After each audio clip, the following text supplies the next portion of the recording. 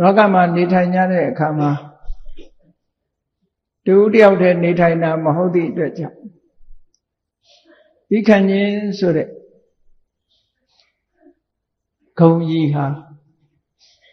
အများနဲ့ဆက်ဆံတဲ့အခါမှာအလွန်အရေးကြီးတဲ့ဂုဏ်ကြီးတစ်ခုဖြစ်တယ်။ဒါတွေမကဘူးသဗ္ဗေပိကုသလဓမ္မာခန္တယာယတ္တာဝတ္တရေကုသိုလ်ရဖို့အတွက်အရေးကြီးဆုံးကသိခံမှုပဲပေါ့။အဲ့တော့သိခံမှုမရှိရင်ကုသိုလ်တောင်မရနိုင်ဘူးလို့ဒီလိုဆိုလို့ရတယ်။ဒါကြောင့်မို့သိခံခြင်းဆိုတဲ့ကျင့်တရားသူတော်သူမြတ်တို့ရဲ့အည်အသွေးဖြစ်တာမို့ဘုရားလောင်းတော်တွေဟာပါရမီဖြည့်တဲ့အခါမှာခန္တီပါရမီဆိုတာကိုတည်တည်တတ်တတ်ဖြည့်စည်းရအဲ့တော့လူတော်လူကောင်းဖြစ်ဖို့ထူးခြားတဲ့အရေးချင်းတွေနဲ့ပြည့်စုံဖို့ဆိုတဲ့အခါဒီသိခံခြင်းဆိုတဲ့ခန္တီတရားဟာအရေးပါတဲ့တရားဖြစ်တယ်မြတ်စွာဘုရားကိုယ်တိုင်ကလည်းဘုရားဖြစ်သူရောက်လာတဲ့အခါခန္တီပရမန်တပောတိတိခါလို့ရဟန်းတော်တွေကိုတစ်လကို2ကြိမ်ဒီစကားမိန့်ကြားတာဩဝါဒပါတိမောက်လို့ဆိုတဲ့ဂါထာထဲမှာခန္တီပရမန်တပောတိတိခါဆိုတဲ့စကားလုံးမြတ်စွာဘုရားရဟန်းတော်တွေကိုတစ်လ2ကြိမ်ဆုံးမဩဝါဒပေးတဲ့ထဲမှာထည့်သွင်းဟောကြားထားတယ်ဘလောက်အရေးပါတယ်ဆိုတာဓမ္မတိတထင်ရှားတယ်ပေါ့သူတော်ကောင်းတွေရဲ့ကြီးမားတဲ့အင်အားစွမ်းအားတစ်ခုပဲလို့မရင်ကျက်ခင်တုန်းကခန္တီပါရမီကိုဖြည့်ကျင့်ခဲ့ကြဖြည့်ကျင့်လာတဲ့အခါမှာခန္တီပါရမီအထွတ်ထိပ်ရောက်လာပြီဆိုတဲ့အခါဘုရားဖြစ်သူရောက်တယ်ရောက်ပြီးတဲ့အခါမှာဟောဒီခန္တီပါရမီသိခံခြင်းရဲ့ဒီအရေးပါမှုကိုတပိသာဝကတွေအားလည်းလိုက်နာကျင့်သုံးဖို့ဆိုပြီးမြတ်စွာဘုရားဆုံးမဒါကိုအမတ်တမဲ့မနေဘူးပေါ့နော်သိခံတယ်ဆိုတာကိုလူတွေကအရှုံးပေးတယ်လို့မြင်နေကြသိခံတာကအရှုံးပေးတာမဟုတ်ဘူးအနိုင်ယူတာသာဖြစ်တယ်လောကလူသားတွေရဲ့ရှုံးခြင်းနိုင်ခြင်းလို့သတ်မှတ်ချက်ဘုရားမြတ်စွာရဲ့သတ်မှတ်ချက်နဲ့အမှန်တမ်းကွာခြားတယ်လောကလူတွေကကိုယ်ကပြန်မပြောလိုက်ရဘူးဘာမှမလုပ်လိုက်ရဘူးဆိုရှုံးတယ်လို့ထင်နေတာတကယ်တော့ကိုယ်ကအနိုင်ရလိုက်တာလို့အနိုင်အရှုံးဆိုတာသေးသေးချာချာတွက်ချက်ပြီးတော့ကြည့်တဲ့အခါသိခံမှုကနိုင်လိုက်တယ်ဆိုတာအမှန်တမ်းထင်ရှားသာရကတစ်ခုကိုနှိုင်းရှင်ပြီးတော့ကြည့်လေမြတ်စွာဘုရားနဲ့ဒေဝဒရှင်တွဲပြီးတော့ပေါ်ပေါက်လာတယ်ဆွေမျိုးထဲမှာမြတ်စွာဘုရားကိုဆန့်ကျင်မဲ့ပုဂ္ဂိုလ်မြတ်စွာဘုရားရဲ့ညီကိုဝမ်းကွဲတော်တဲ့ပုဂ္ဂိုလ်ဖြစ်ုံများမကလူဘဝကရောက်ဖဆိုတဲ့မြို့တိုင်းဝိုင်းတဲ့တောင်ရောက်လာပြီအဲ့ဒီနှစ်ဦးကိုပဲနှိုင်းရှင်ပြီးတော့ကြည့်မြတ်စွာဘုရားကမြေဓုတပွဲသိခံမှုစွမ်းအားနဲ့ပြည့်စုံဒီရက်ကလုံးဝသိခံနိုင်စွမ်းမရှိတဲ့ပုဂ္ဂိုလ်အဲ့တော့သိခံသူနဲ့သိခံမှုမရှိတဲ့ပုဂ္ဂိုလ်သိခံသူကိုစော်ကားတဲ့ပုဂ္ဂိုလ်ဒေဝရတ်နဲ့မြတ်စွာဘုရားဒေဝရတ်ဟာမြေရှိုးသွားရတယ်နောက်ဆုံးဒါမှအပြင်ကြည့်မယ်ဆိုလို့ရှိရင်တော့လောကလူသားတွေအနေနဲ့ကြည့်မယ်ဆိုရင်ဘုရားနဲ့ဒေဝရတ်950ဇာတိမှာကြည့်ရင်ဘုရားလောင်းကရှုံးတယ်လို့ဒီလိုထင်ကြမှာဘုရားဖြစ်တဲ့ဘဝတောင်မှပဲဒေဝရတ်ရဲ့စော်ကားမှုတွေကိုအများကြီးခံရနောက်ဆုံးမှာဆုံးဖြတ်ပေးတဲ့အချိန်မြတ်စွာဘုရားအနိုင်ရတယ်လို့ပဲပြောဒေဝရတ်ကဝန်ချတောင်းပန်ပြီးတော့ဘဝတစ်ခုချုပ်ငြိမ်းပြီးတော့သွားနောင်တရပြီးတော့မြတ်စွာဘုရားအပေါ်မှာသိခံခွင့်လွတ်ဖို့ဝန်ချပြီးတော့မှဘဝတစ်ခုဆုံးသက်သွားတယ်အဲ့ဒီဝန်ချသွားမှုလေးဟာသူ့ရဲ့နောက်ဆုံးချန်ရှိတဲ့သူတော်ကောင်းအည်ချင်းလေးတစ်ခုဖြစ်သွားသိခံမှုဆိုတာဟာပါရမီပြည့်လာတဲ့ဘုရားမြတ်စွာအဖို့မှာတိုင်းဆမရှိလောက်အောင်ကြီးမားတဲ့သိခံမှုကိုရှိတယ်ဒါကြောင့်မို့မြတ်စွာဘုရားကိုကြီးညိုလေးစားတဲ့ဘုရားဘာသာဝင်သူတော်စင်တွေဟာ သိခံမှုဆိုတဲ့ခန္တီတရားကိုလက်ကင်ထားဖို့ဆိုတာအရေးကြီးတယ်လို့ဒီလိုမှတ်သားအဲ့တော့သိခံတယ်လို့ဆိုတဲ့နေရာမှာသိခံစရာတွေကဘာတွေရှိသလဲလို့ဆိုသိခံစရာတွေကိုလိုက်ကြည့်မယ်ဆိုလို့ရှိရင်ကိုယ့်ပေါ်မှာစော်ကားပြောဆိုတဲ့စကားတစ်မျိုးတည်းတင်သိခံစရာမဟုတ်ဘူးကိုယ့်ပေါ်မှာစော်ကားပြောဆိုတဲ့စကားတွေကိုလည်းသိခံတယ်ကိုယ်တဏ္ဍာမှာဖြစ်ပေါ်လာတဲ့ယောဂဝေဒနာတွေကိုလည်းသိခံတယ်ယာတိဥရုဓာန်တွေကိုလည်းပဲသိခံပြီးတော့လှုပ်တဲ့လှုပ်ထိုက်တာကိုဆက်လုပ်နေတယ်ဆိုတဲ့အဓိပ္ပာယ်ကိုပြောတာနော်ဒါကြောင့်မို့ကျင့်စဉ်နေတဲ့မှာခမာပฏิပဒါသိခံတဲ့အကျင့်ဒါတွေနဲ့ပတ်သက်လာအဓိဝါဒကမိမိပေါ်မှာဘယ်အရာတွေပဲဖြစ်ဖြစ်သူများကစော်ကားတဲ့အရာတွေလဲကိုယ့်ပေါ်မှာတင်ထားလိုက်တယ်တွန်းဖယ်မချဘူးဆင်းရဲဒုက္ခတွေကိုလည်းပဲတွန်းဖယ်မချဘူးလက်ခံထားလိုက်တယ်အဲ့ဒီလိုလက်ခံထားနိုင်တဲ့စွမ်းရည်တတ္တိတွေကိုယ်စိတ်ဟာတုံလုံးခြောက်ခြားခြင်းမရှိဘဲနဲ့အရာရာကိုရင်ဆိုင်ပြီးတော့စိတ်အားမပြတ်ပဲနေတာဒါသိခံတယ်လို့ပြောတယ်လောကမင်္ဂလာတရားတွေထဲမှာလည်းပဲသိခံမှုဆိုတာအလုံးပါရှိပြီးတော့နေတယ်အဲ့တော့ခန္တီဆိုတဲ့သဘောတရားလေးကိုစကလုံးကဖော်ပြတဲ့အဓိပ္ပာယ်လေးနဲ့ပို့ပြီးတော့မှတ်သားကြည့်မယ်ဆိုရင်ထင်ရှားနိုင်တယ်ပေါ့ခန္တီဆိုတဲ့စကလုံးကိုဗျာကရုံးကျမ်းနေမှာဖွင့်ဆိုတဲ့စကလုံးရဲ့အနှစ်သာရနဲ့ကြည့်ပြီးပြောမယ်ဆိုရင်ခန္တီဆိုတဲ့စကလုံးဟာခမှုဆိုတဲ့စကလုံးအရင်းမြစ်ကလာတာခမှုဆိုတဲ့စကလုံးအရင်းမြစ်ကိုအဓိပ္ပာယ်ဖွင့်ဆိုတဲ့အခါမှာခမှုတဟနေစွန့်ရည်တတ္တိရှိခြင်းဆိုတဲ့တဟနခန္ဓာရည်ရှိခြင်းဆိုတဲ့အဓိပ္ပာယ်ခန္ဓာရည်ဆိုတဲ့အဓိပ္ပာယ်ဟာဒီစန့်ကျင်ဘက်တွေလာတဲ့အခါမှာဘယ်လိုပဲစန့်ကျင်မှုတွေလာခန္ဓာရည်ရှိတယ်နော်ခန္ဓာရည်ရှိတယ်ဆိုတဲ့အဓိပ္ပာယ်ကဘာကိုပြောတာတော့ဆိုမိမိပေါ်မှာဒုက္ခကိုဖြစ်ပေါ်စေတတ်တဲ့စိတ်ဓာတ်ကိုပြောင်းလဲသွားစေနိုင်တဲ့မခံနိုင်လောက်တဲ့အတိုင်းအတာတစ်ခုတွေကိုယ်မှာဖြစ်ပေါ်လာလို့ရှိရင်စိတ်အခြေအနေမပြောင်းမဲနဲ့ခန္ဓာရည်ရှိလာအဲ့ဒီခန္ဓာရည်ရှိတာကိုခန္တီလို့ခေါ်တယ်ခန္တီရဲ့တရားကိုပြောမယ်ဆိုလို့ရှိရင်ဒေါသမဖြစ်တာလဲခန္တီပဲမေတ္တာမပြတ်နေနိုင်တာလဲခန္တီပဲအပြုံးမပြတ်နေတာလဲခန္တီပဲလို့ဒီလိုပြောတယ်ပြန်မပြောပေမဲ့လို့စိတ်ထဲကဒေါသထွက်နေရင်ခန္တီမဟုတ်ဘူးတဲ့အဲ့ဒါကြတော့အဓိကစိတ်ထဲကညီတို့မှပြောင်းလဲခြင်းမရှိပဲနဲ့ပင်ကိုယ်စိတ်အခြေအနေတစ်ခုကိုထိမ့်သိမ်းဆိုင်နိုင်တယ်ထိမ့်သိမ်းထားနိုင်တဲ့စိတ်ဓာတ်အည်ချင်းတစ်မျိုးကိုခန္တီလို့ဒီလိုခေါ်ခန္တီလို့ခေါ်အဲ့တော့ခန္တီရဲ့အဓိပ္ပာယ်ကိုဒီခန္တီရဲ့အဓိပ္ပာယ်ကိုဓမ္မသင်္ကနီပါဠိတော်အဘိဓမ္မာ9ကျမ်းထဲမှာပထမဆုံးကျမ်းလို့နံပါတ်1ကျမ်းလို့ဆိုရတဲ့ဓမ္မသင်္ကနီပါဠိတော်မှာသုဒ္ဓမဲ့ဆိုင်ရာတရားတွေကိုထုတ်ဖော်ပြတဲ့အခါခန္တီနဲ့သောရိစဆိုတဲ့တရားနှစ်ခုတွဲဖက်ပြီးတော့ပြထားအဲ့ဒီပြတဲ့ထဲမှာ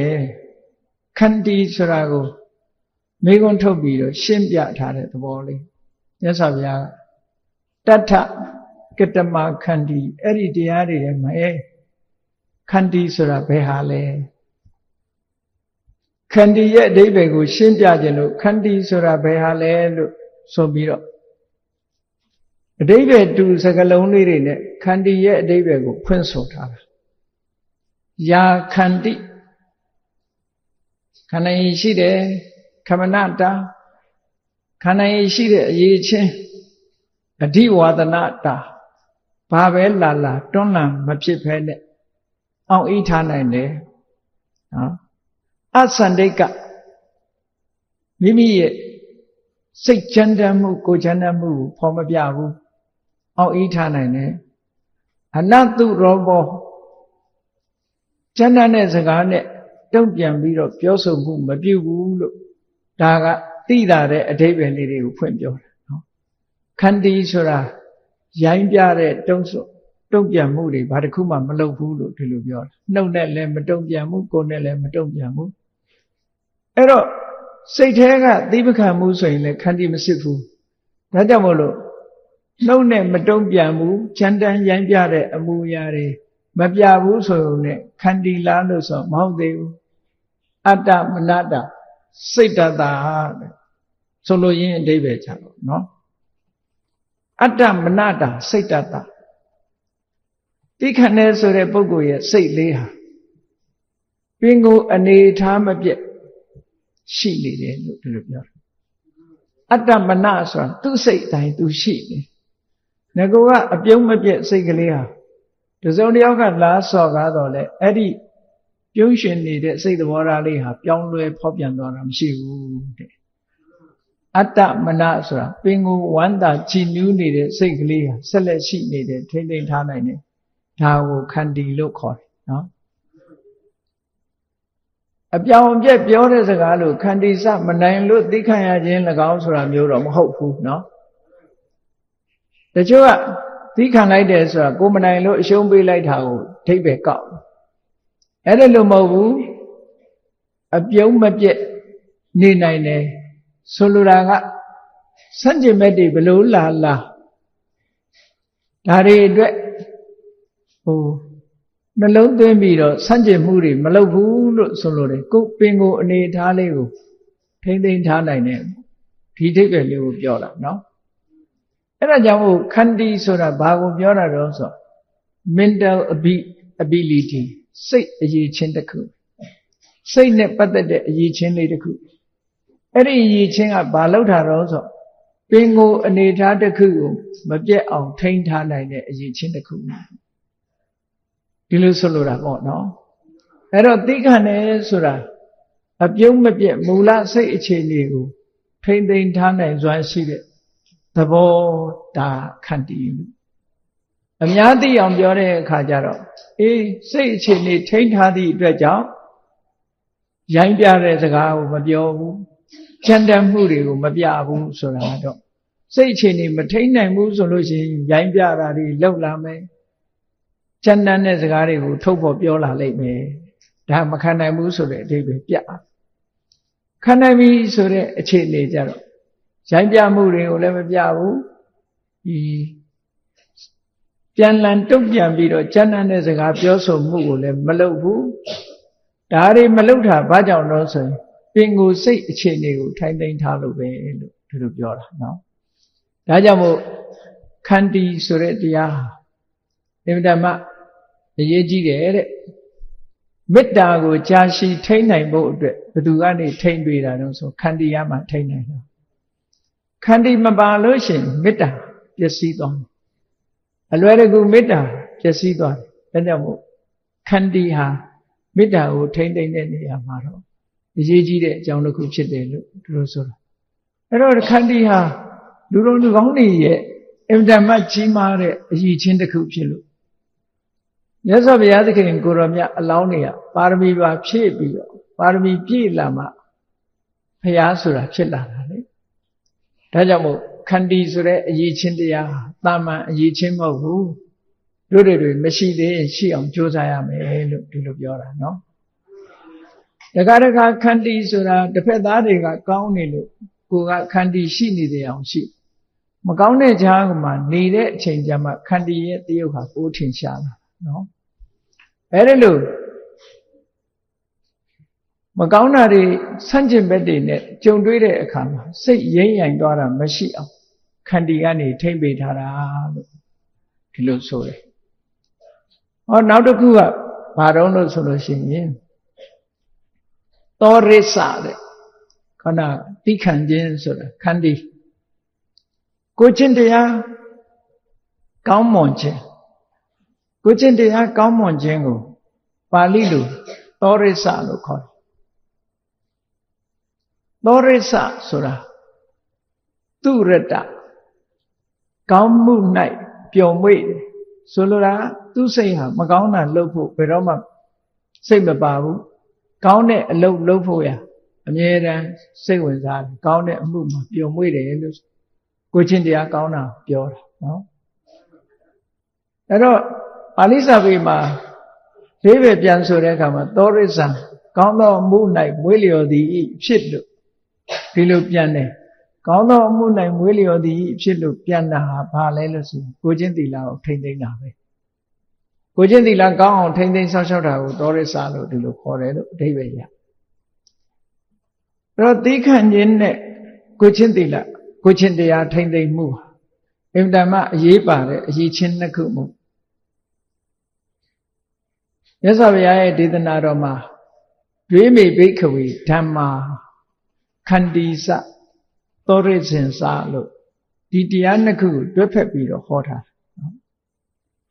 ကိုချင်းသီလကောင်းမွန်ခြင်းနဲ့သိခံခြင်းနဲ့ကိုချင်းသီလကောင်းမွန်ခြင်းဒီနှစ်ခုဟာအမှန်တမ်းအရေးကြီးတဲ့အရေးချင်းနှစ်ခုတဲ့အဲ့တော့ကောင်းသောအမှု၌မွေးလျော်ခြင်းလို့ဆိုတဲ့သောရိစသို့မဟုတ်ကိုချင်းသီလကိုထိမ့်သိမ့်ခြင်းလို့ဆိုတဲ့သောရိစတရားရဲ့အဓိပ္ပာယ်ကိုဓမ္မသင်္ကနီပါဠိတော်မှာဘယ်လိုဖွင့်ဆိုထားတော့လို့ဆိုတထကတမံသောရိစံသောရိစဆိုတဲ့သဘာဝတရားဟာဘယ်လိုဟာကိုခေါ်တာတော့လို့မေးတဲ့အခါမှာမေးပြီးတော့အဖြေထုတ်တဲ့အခါမှာဘာတော့ဆိုကာယီကောအဝိတိတ်ကမောကိုယ်ဒီလက်ရောက်ကျွလွန်မှုမလုပ်ဘူးတဲ့ဟောတာကိုချင်းသီလကိုထိမ့်သိမ့်တာလေသူများတဲ့တတ်ဖို့သူများဥစ္စာခိုးဖို့သူတို့အသားမညာပြစ်မှားဖို့ကိုချင်းတရားနဲ့ဖောက်ဖျက်တာမရှိဘူးကိုယ်ဒီလက်ရောက်ဖောက်ဖျက်မှုမရှိဘူးဝါစတိကောအဝိတိတ်ကမောနှုတ်နဲ့ဖောက်ဖျက်တာမရှိဘူးလိမ်မပြောဘူးမန္တာပဲပြောတယ်ခုံမတိုက်ဘူးတဝုနဲ့တဝုညီညွတ်အောင်သာပြောပေးတယ်ကျမ်းနဲ့တဲ့စကားကိုမပြောဘူးရိုးသားရင်ကျေးစွာပဲပြောတယ်အကျိုးမရှိတဲ့စကားကိုမပြောဘူးတရားလက်လွတ်စကားတွေမပြောဘူးလောကအကျိုးတန်တရားအကျိုးရှိပြီးတော့တရားနဲ့ဆက်ရှင်တဲ့စကားမျိုးကိုသာပြောတယ်လို့ဆိုဟောတာဝါစတိကောအဝိတိကမောပဲနှုတ်နဲ့ပတ်သက်ပြီးတော့လွန်ကျူးဖောက်ဖျက်တာမရှိဘူးကိုယ်နဲ့ပတ်သက်ပြီးစီကံရှိတယ်နှုတ်နဲ့ပတ်သက်ပြီးစီကံရှိတယ်ကိုယ်နဲ့ပတ်သက်ပြီးတော့မလွန်ကျူးဘူးနှုတ်နဲ့ပတ်သက်ပြီးမလွန်ကျူးဘူးဆိုတာကိုတခြားနေရာမှာဘယ်လိုခေါ်တော့ဆိုသီလလို့ပဲခေါ်တာပဲဒါကြောင့်မို့ဓမ္မသင်္ကနီပါဠိတော်မှာနောက်ဆုံးမှာဏိဂုံးဆွဲတဲ့အခါသီလတံဝရောကိုချင်းသီလကိုထိမ့်သိမ်းစောင့်ရှောက်မှုဟာသောရိစံသောရိစပဲလို့အဲ့တော့ဒီတရားလေးနှစ်မျိုးဟာအင်တမအရေးကြီးတယ်လို့ဘုန်းကြီးတို့ရဲ့နေ့စဉ်ဘဝမှာဒီတရားနှစ်ပါးကိုမှတ်သားနိုင်ယူပြီးတော့နေ့စဉ်ဘဝမှာပြည့်စုံအောင်ကြိုးစားအထောက်ဖို့လိုအပ်တယ်မြတ်စွာဘုရားတရားတော်တွေကနာယူမှတ်သားပြီးတော့ဒီတိုင်းနေရမှာမဟုတ်ဘူးနာယူမှတ်သားပြီးတော့စဉ်းစားရမယ်ဆောင်းထားရမယ်ဆောင်းထားပြီးတော့စဉ်းစားရမယ်စဉ်းစားပြီးတဲ့အခါမှာလိုက်နာကျင့်သုံးမှုပြုရမယ်ဒီလိုဆိုလိုတာเนาะကိုယ့်ရဲ့နေ့စဉ်ဘဝလိုက်နာကျင့်သုံးသီခံဆိုတာဘယ်အတိုင်းတာအထိကိုသီခံတယ်လဲသီခံနိုင်စွမ်းနေရှိရခုနပြောတဲ့အတိုင်းသီခံဆိုတာ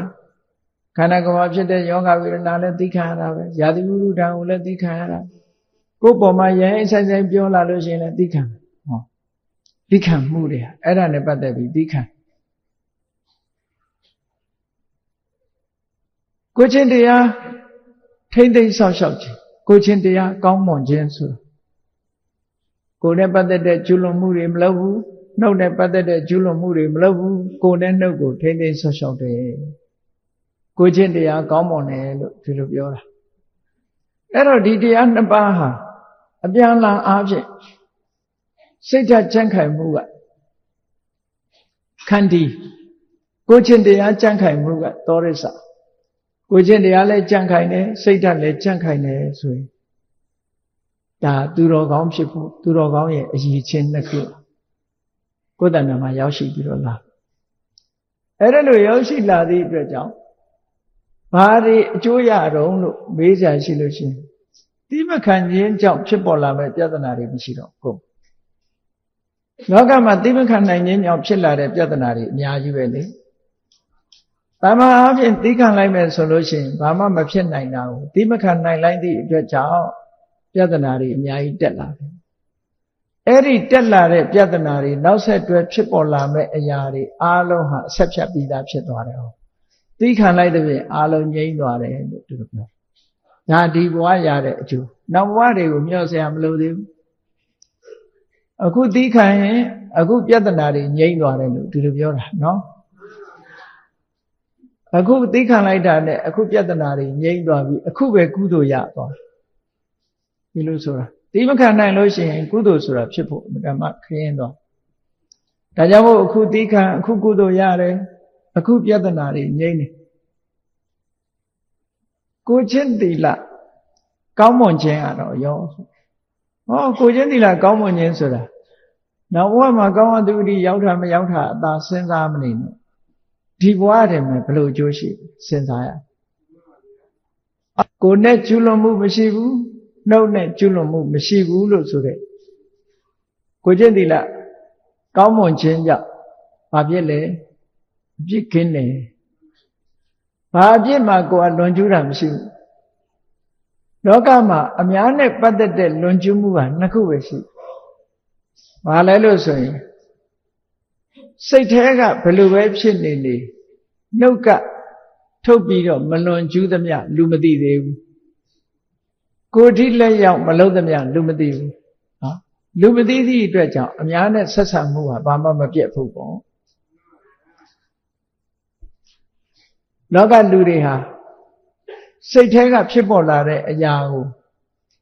စိတ်ထဲမှာဖြစ်ပေါ်လာတာမထိန်နိုင်သည့်အတွက်ကြောင့်နောက်ထပ်ထိန်ရမယ့်နှုတ်နဲ့ကိုယ်ကိုလည်းဆက်ပြီးတော့မထိန်လို့ရှိရင်ကိုချင်းသီလပြပြသွားတာစိတ်ကိုမထိန်နိုင်သေးရင်နေဦးနှုတ်ကိုထိန်ရမယ်ကိုယ်ကိုထိန်ရပထမအဆင့်အနေနဲ့ကိုယ်နဲ့နှုတ်ကိုထိန်ရကိုယ်ကိုနှုတ်ကိုထိန်သိမ်းဆောက်ရှောက်ခြင်းအပြင်ကိုချင်းသီလမပြပြတော့ဘူးကိုယ်ကိုနှုတ်ထိန်သိမ်းဆောက်ရှောက်ခြင်းအပြင်လည်းကိုချင်းသီလမပြည့်စုံဘူးဆိုလိုတာကကိုချင်းတရားဆိုတာနှုတ်နဲ့ကိုယ်အမှုကိုထိန်တာပဲစီကံချက်နဲ့ပြောတယ်စီကံနဲ့လုပ်တယ်လို့ဒီလိုအဓိပ္ပာယ်ရတယ်ဒါကြောင့်မို့လို့ကိုချင်းတရားကောင်းမွန်ခြင်းဆိုဒီမှာနှုတ်ကိုထိန်သိမ်းဆောက်ရှောက်မှုနဲ့ကာယကံမှုကိုထိန်သိမ်းဆောက်ရှောက်မှုဒီနှစ်ခုကိုပဲဆိုလိုတယ်ဒါဖြင့်ဒီနှစ်ခုထိန်သိမ်းဆောက်ရှောက်မှုဟာဒီဘဝမှာဘယ်လိုအကျိုးတွေရလဲဆိုကိုယ်နဲ့နှုတ်ကိုကိုယ်နဲ့နှုတ်နဲ့မလွန်ကျူးသမျှကလပတ်လုံးလောကမှာအပြစ်ဆိုတာမလာတော့ကြည့်လေလောကမှာလောကရဲ့ဒီရာဇဝမှုအပြစ်ပဲဖြစ်ဖြစ်တခြားအပြစ်တွေပဲဖြစ်ဖြစ်ဘာနဲ့ကျူးလွန်ကြတာကြောင့်လို့မေးလို့ရှိရင်အပြောနဲ့ကျူးလွန်ကြတယ်အလုံးနဲ့ကျူးလွန်ကြတယ်ဘယ်သူကဖြင့်ဘယ်လိုပြောတာဆိုတော့အပြောနဲ့ကျူးလွန်တယ်နော်လိန်နာဟာအပြောနဲ့ကျူးလွန်တာပဲဆဲတာဟာအပြောနဲ့ကျူးလွန်တာဂုံးတိုက်တာဟာလည်းအပြောနဲ့ပဲကျူးလွန်တာအပြောနဲ့ကျူးလွန်သည့်အတွက်ကြောင့်တစ်ဖက်သားကမခံနိုင်တော့ပြဿနာတွေတက်တယ်ပေါ့အဲ့ဒီနှုတ်ကိုထိမ့်သိမ့်လိုက်တာနဲ့တပြိုင်နက်ဒါကနေဖြစ်ပေါ်လာတဲ့အပြစ်ဆိုတာမလာတော့ဘူးကိုယ်တိလက်ရောက်မလုပ်သေးသမျှနဲ့အပြစ်ဆိုတာမလာဘူးဒါကြောင့်မို့နှုတ်ကိုထိမ့်ခြင်းကိုယ်အမှုကိုထိမ့်သိမ့်ခြင်းဖြင့်အပြစ်ကင်းတဲ့ပုဂ္ဂိုလ်ဖြစ်ကိုရရှိတယ်ဒါဒီဘဝရအပြစ်ကင်းလိုက်တာနဲ့ဘာဖြစ်လဲလူဟာငါမှဘာအပြစ်မှမရှိဘူးဆိုတဲ့လူတစ်ယောက်ငါမှအပြစ်ရှိနေတယ်ဆိုတဲ့လူတစ်ယောက်ဒီနှစ်ယောက်ဟာဘယ်သူကစိတ်ချမ်းသာမှုရှိတော့ဆိုအပြစ်မရှိတဲ့လူကစိတ်ချမ်းသာအပြစ်ရှိနေတဲ့လူတစ်ယောက်က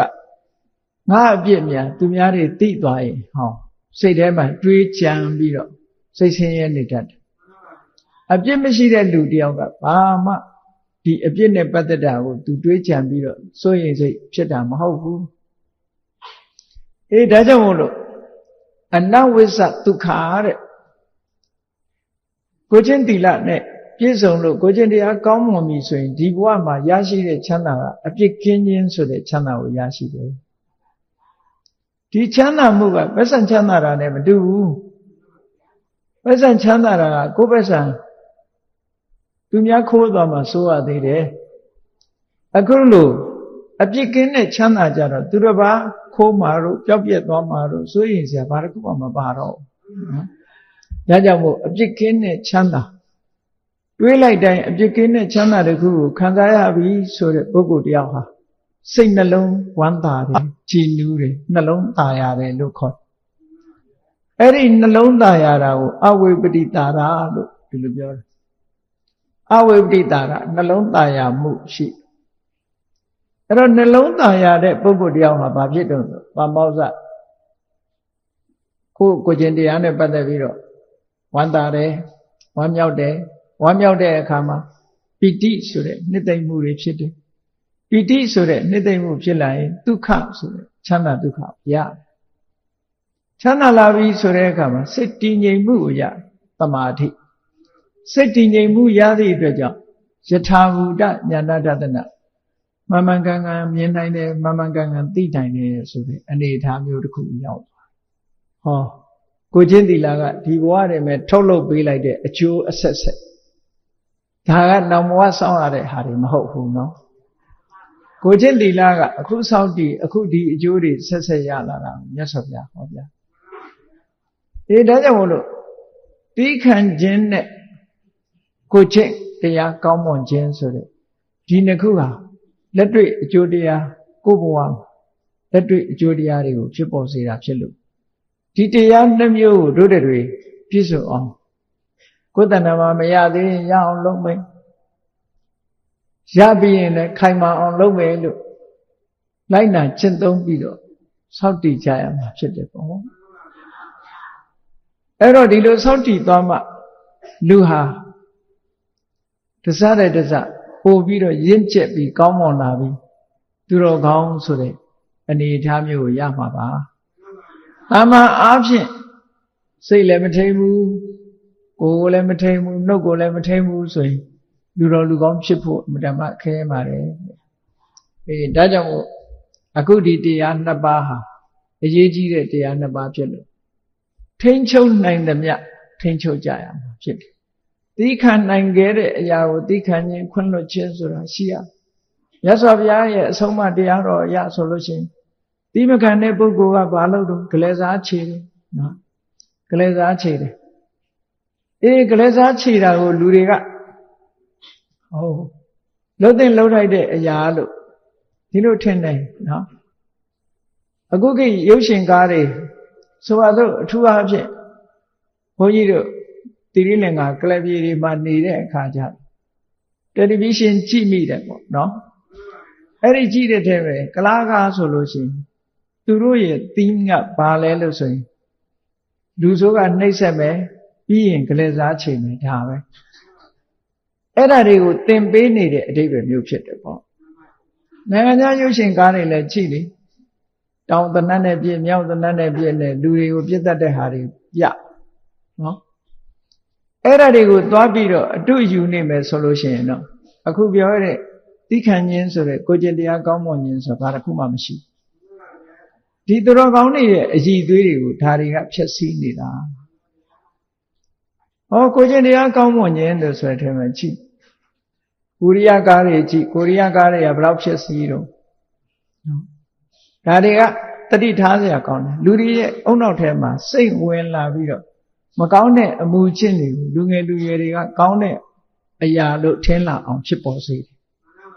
မြတ်စွာဘုရားရဲ့အဆုံးအမကအဲ့ဒါလို့မဟုတ်ဘူးအလွန်တိမ်မွေ့တယ်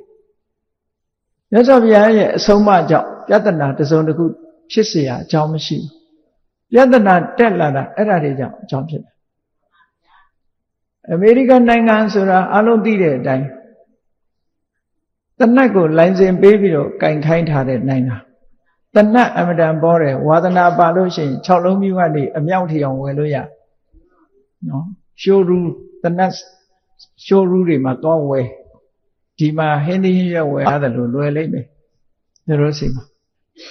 အဲ့ဒါတော့ဒီလိုင်စင်ဆိုတာရှိပေမဲ့လို့လူတွေဟာကိုင်းကျင်တို့ကိုင်းတဲ့အခါကျတော့တို့စီမှာလူတိုင်းတဏှတ်ရှိတာကိုတွေ့ရဘုန်းကြီးတို့အမေရိကမှာ94ခုနှစ်က1994ခုနှစ်ကတစ်နှစ်နေဘူးတယ်မြန်မာတကာတဲ့ကတကာတယောက်ဆွမ်းသားလာပင့်တော့သူကားနဲ့လိုက်ရှေ့ကကားရှိကန်းကဒီတကားကိုဖွင့်လိုက်တဲ့အခါဘုန်းကြီးခြေတော်နာလာပြီးတော့ပစ္စတိုတနတ်ကထောက်ခနဲ့လာကြဘုန်းကြီးရှေ့မှာတနတ်ကြသွားတယ်ဆိုတော့သူအာရုံအာနာတော့ဖြစ်သွားတော့ဖြစ်သွားတော့ကာဘာယူတဲ့အနေနဲ့ဗာပြောတော့ဆိုဒီနိုင်ငံမှာဗျာတဲ့ဒါမရှိလို့မဖြစ်ဘူးနော်ဒါမရှိလို့မဖြစ်ဘူးဘာတော့ဆိုကိုယ့်ကိုကာကွယ်ဖို့လို့ဒီလိုပြောတာနော်အဲ့ဒါလို့ကိုယ့်ကိုကာကွယ်ဖို့ဆိုပြီးတော့ယူထားတဲ့တဏှတ်ကသူများကိုတတ်ဖို့လည်းဖြစ်နေတယ်။တလုံးကတွေးလိုက်မယ်ဂျာနယ်ထဲမှာပါတာအမေရိကန်နိုင်ငံမှာစာသင်ကျောင်းမှာကလေးတွေဝင်ပြီးတော့တဏှတ်နဲ့ပြစ်တယ်ဆိုမကြမကြကြားနေရတာပဲဒါလေးအေးဆိုလိုတာကတော့ဒီခန္တီနဲ့သောရိစဆိုတဲ့အခြေအနေတွေပြက်ပြားသွားတယ်လူအတိုင်းဝိုင်းနေမှာဒီလိုဖြစ်အဲ့ဒီလိုပြက်ပြားစေတတ်တာတွေကိုလည်းပဲတရုပ်ဆောင်ပြီးတော့အဟုတ်ထင်အောင်ဖော်ပြနေတဲ့ရုပ်ရှင်ကားတွေကလည်းရှိရုပ်ရှင်ကားတွေနောက်တိုင်းကားတွေမကြည့်လေနဲ့ကြည့်လို့ရှိရင်အဲ့ဒီမှာတဏှတ်နဲ့ပြစ်ထားတွေပဲတွေ့နေပါနော်တဏှတ်နဲ့တွေ့ကိုရီးယားကားကြတော့အရက်တောက်တာတွေ့လေအဲ့တော့ကောင်းတဲ့နီလန်ပေးတာအမှန်တမ်းရှားတယ်ပညာပေးနဲ့မကောင်းတဲ့ပညာတွေကြီးပဲပေးသွားအဲ့ဒါကြောင့်မို့လို့လူတွေရဲ့အုံနောက်ထဲမှာဒါတွေစိတ်ဝင်ပြီးတော့နောက်မကောင်းတဲ့အခြေအနေမျိုးတွေဖြစ်ပေါ်လာစေတယ်ဒါကအမှန်တမ်းတတိတရားစရာကောင်းတယ်ဘုန်းကြီးတို့အိန္ဒိယကကြည့်တယ်ကြည့်ပြီးတော့ပြန်ပြီးတော့ဆင်ញင်စဉ်းစားကြည့်တဲ့အခါဘယ်ကားပဲဖြစ်ဖြစ် revenge ကလေးစားခြေတာတွေကြည့်အဲ့တော့လူတွေရဲ့ခေါင်းထဲမှာဘယ်လိုစိတ်ဝင်စားလာတော့ကိုယ်လုပ်ရင်ပြန်လုပ်မယ်ဆိုတဲ့အတွေးတွေဝင်မကုန်ဘူးလားတော့သိခံမယ်ဆိုတဲ့မြတ်စွာဘုရားရဲ့အဆုံးအမနဲ့ဆန့်ကျင်သွားအဲ့တော့ဒီမခံသေးတဲ့အတွက်ကြောင့်ဘာဖြစ်တော့ဆိုဒီလူကကလေးစားချိန်နောက်ကိုယ်ကိုကလေးစားပြန်လုပ်တဲ့ပုဂ္ဂိုလ်ကပေါ်ပြန်တာပဲဘယ်တော့မှမဆုံးနိုင်တဲ့တန်မြာကြီးတစ်ခုနော်ဝိုင်းကြီးပတ်ဒူဝေတဲ့ရောက်သွားတာအေးအဲ့ဒါနဲ့ပတ်သက်ပြီးတော့မြတ်စွာဘုရားကဒီသိက္ခာမှုနဲ့ပတ်သက်ပြီးတော့ဟောကြားထားတာယဟန်တွေကိုဆုံးမထားတဲ့ဝတ္ထုလေးတစ်ခု story လေးတစ်ခုရှိတယ်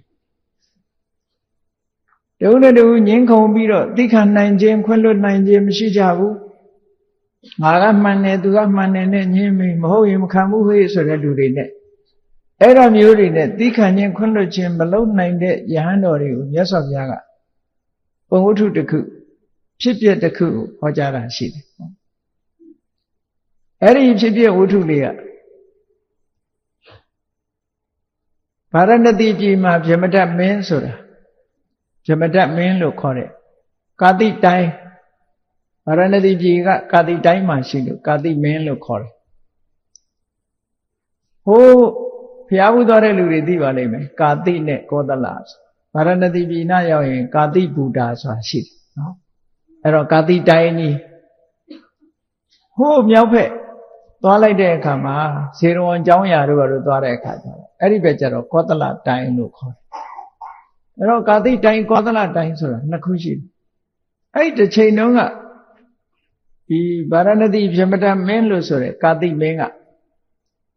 ချမ်းသာတယ်စစ်အင်အားတောင့်တင်းတယ်နော်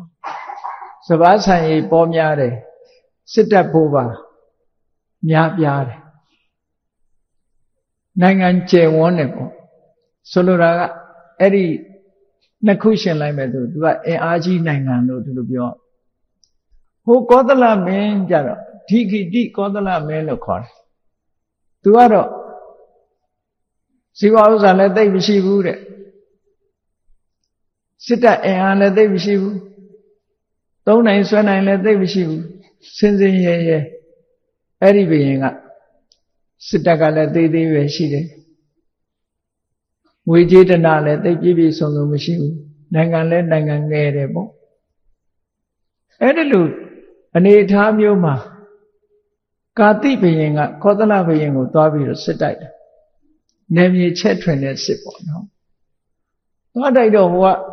မရှင်နိုင်ဘူးပေါ့အင်အားကြီးနိုင်ငံတခုကလာတိုက်တယ်ဆိုစောစောတွေကထွက်ပြေးတိမ်းရှောင်သွားတယ်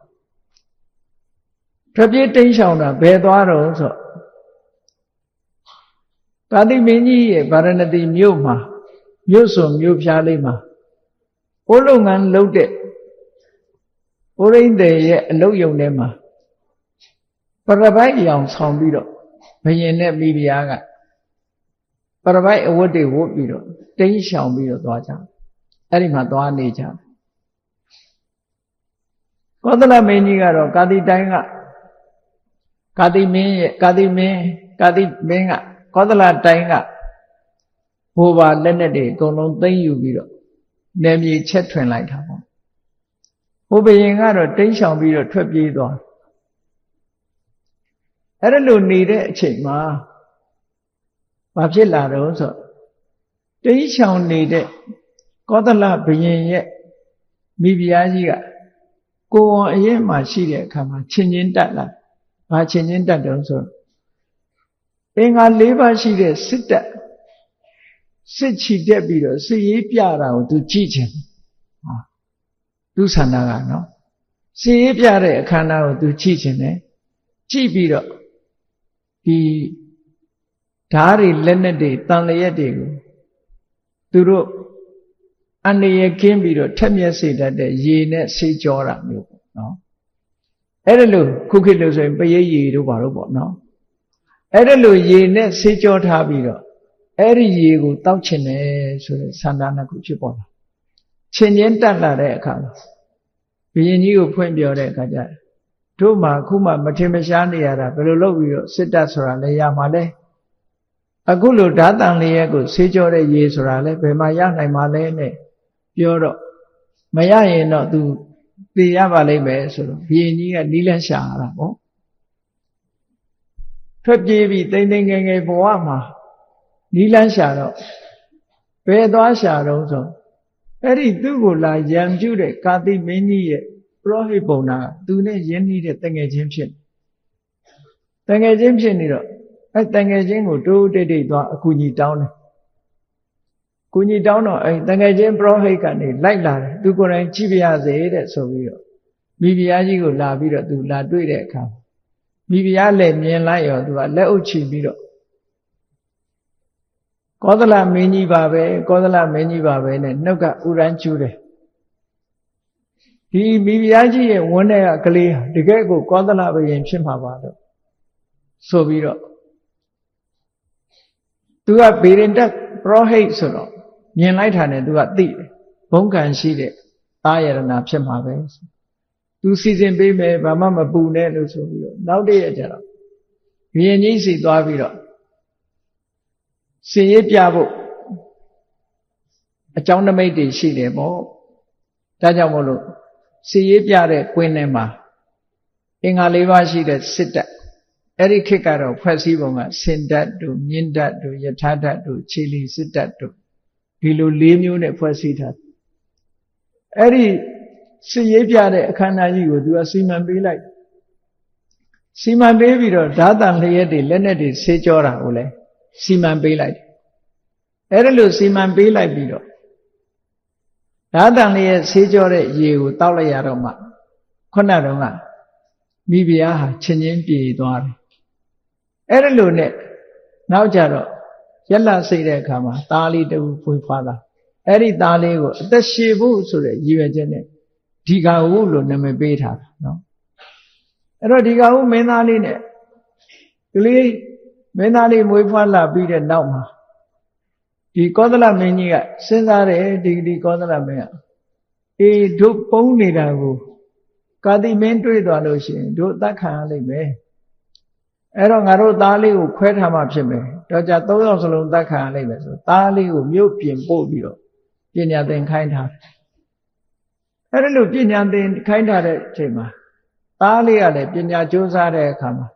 မင်းသားတွေထုတ်ခေတ်ကသင်တဲ့အတတ်ပညာတွေတတ်လို့ဒီလိုသင်နေတဲ့အချိန်နဲ့ကံမကောင်းအကြောင်းမလားတော့ဘာဖြစ်တုံဆို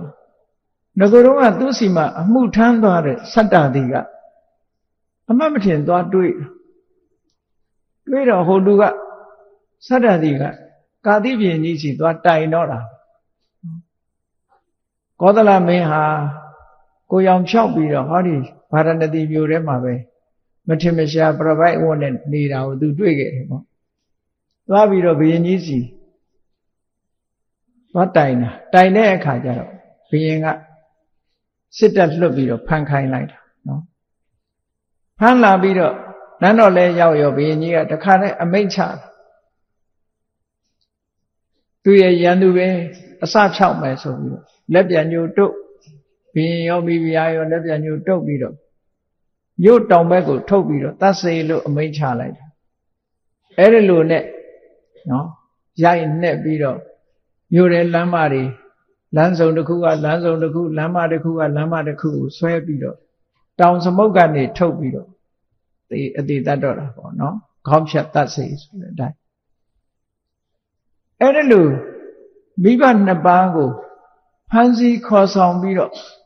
ဖမ်းဆီးတဲ့အခါမှာဒိုးဒိုးတိတ်တိတ်ဖမ်းသွားတာမဟုတ်ဘူးသူတို့ခေတ္တကထက်စီလို့ခေါ်တဲ့အမတန်အတန်ကကြောက်မဲ့ဖွယ်အတန်ကြီးတဲ့ဒိန်ဒိန်ဆိုတဲ့စီကြီးပေါ့အမင်္ဂလာစီကြီးကိုတီးပြီးသွားသေးတာအဲ့လိုတီးသွားတော့ခုန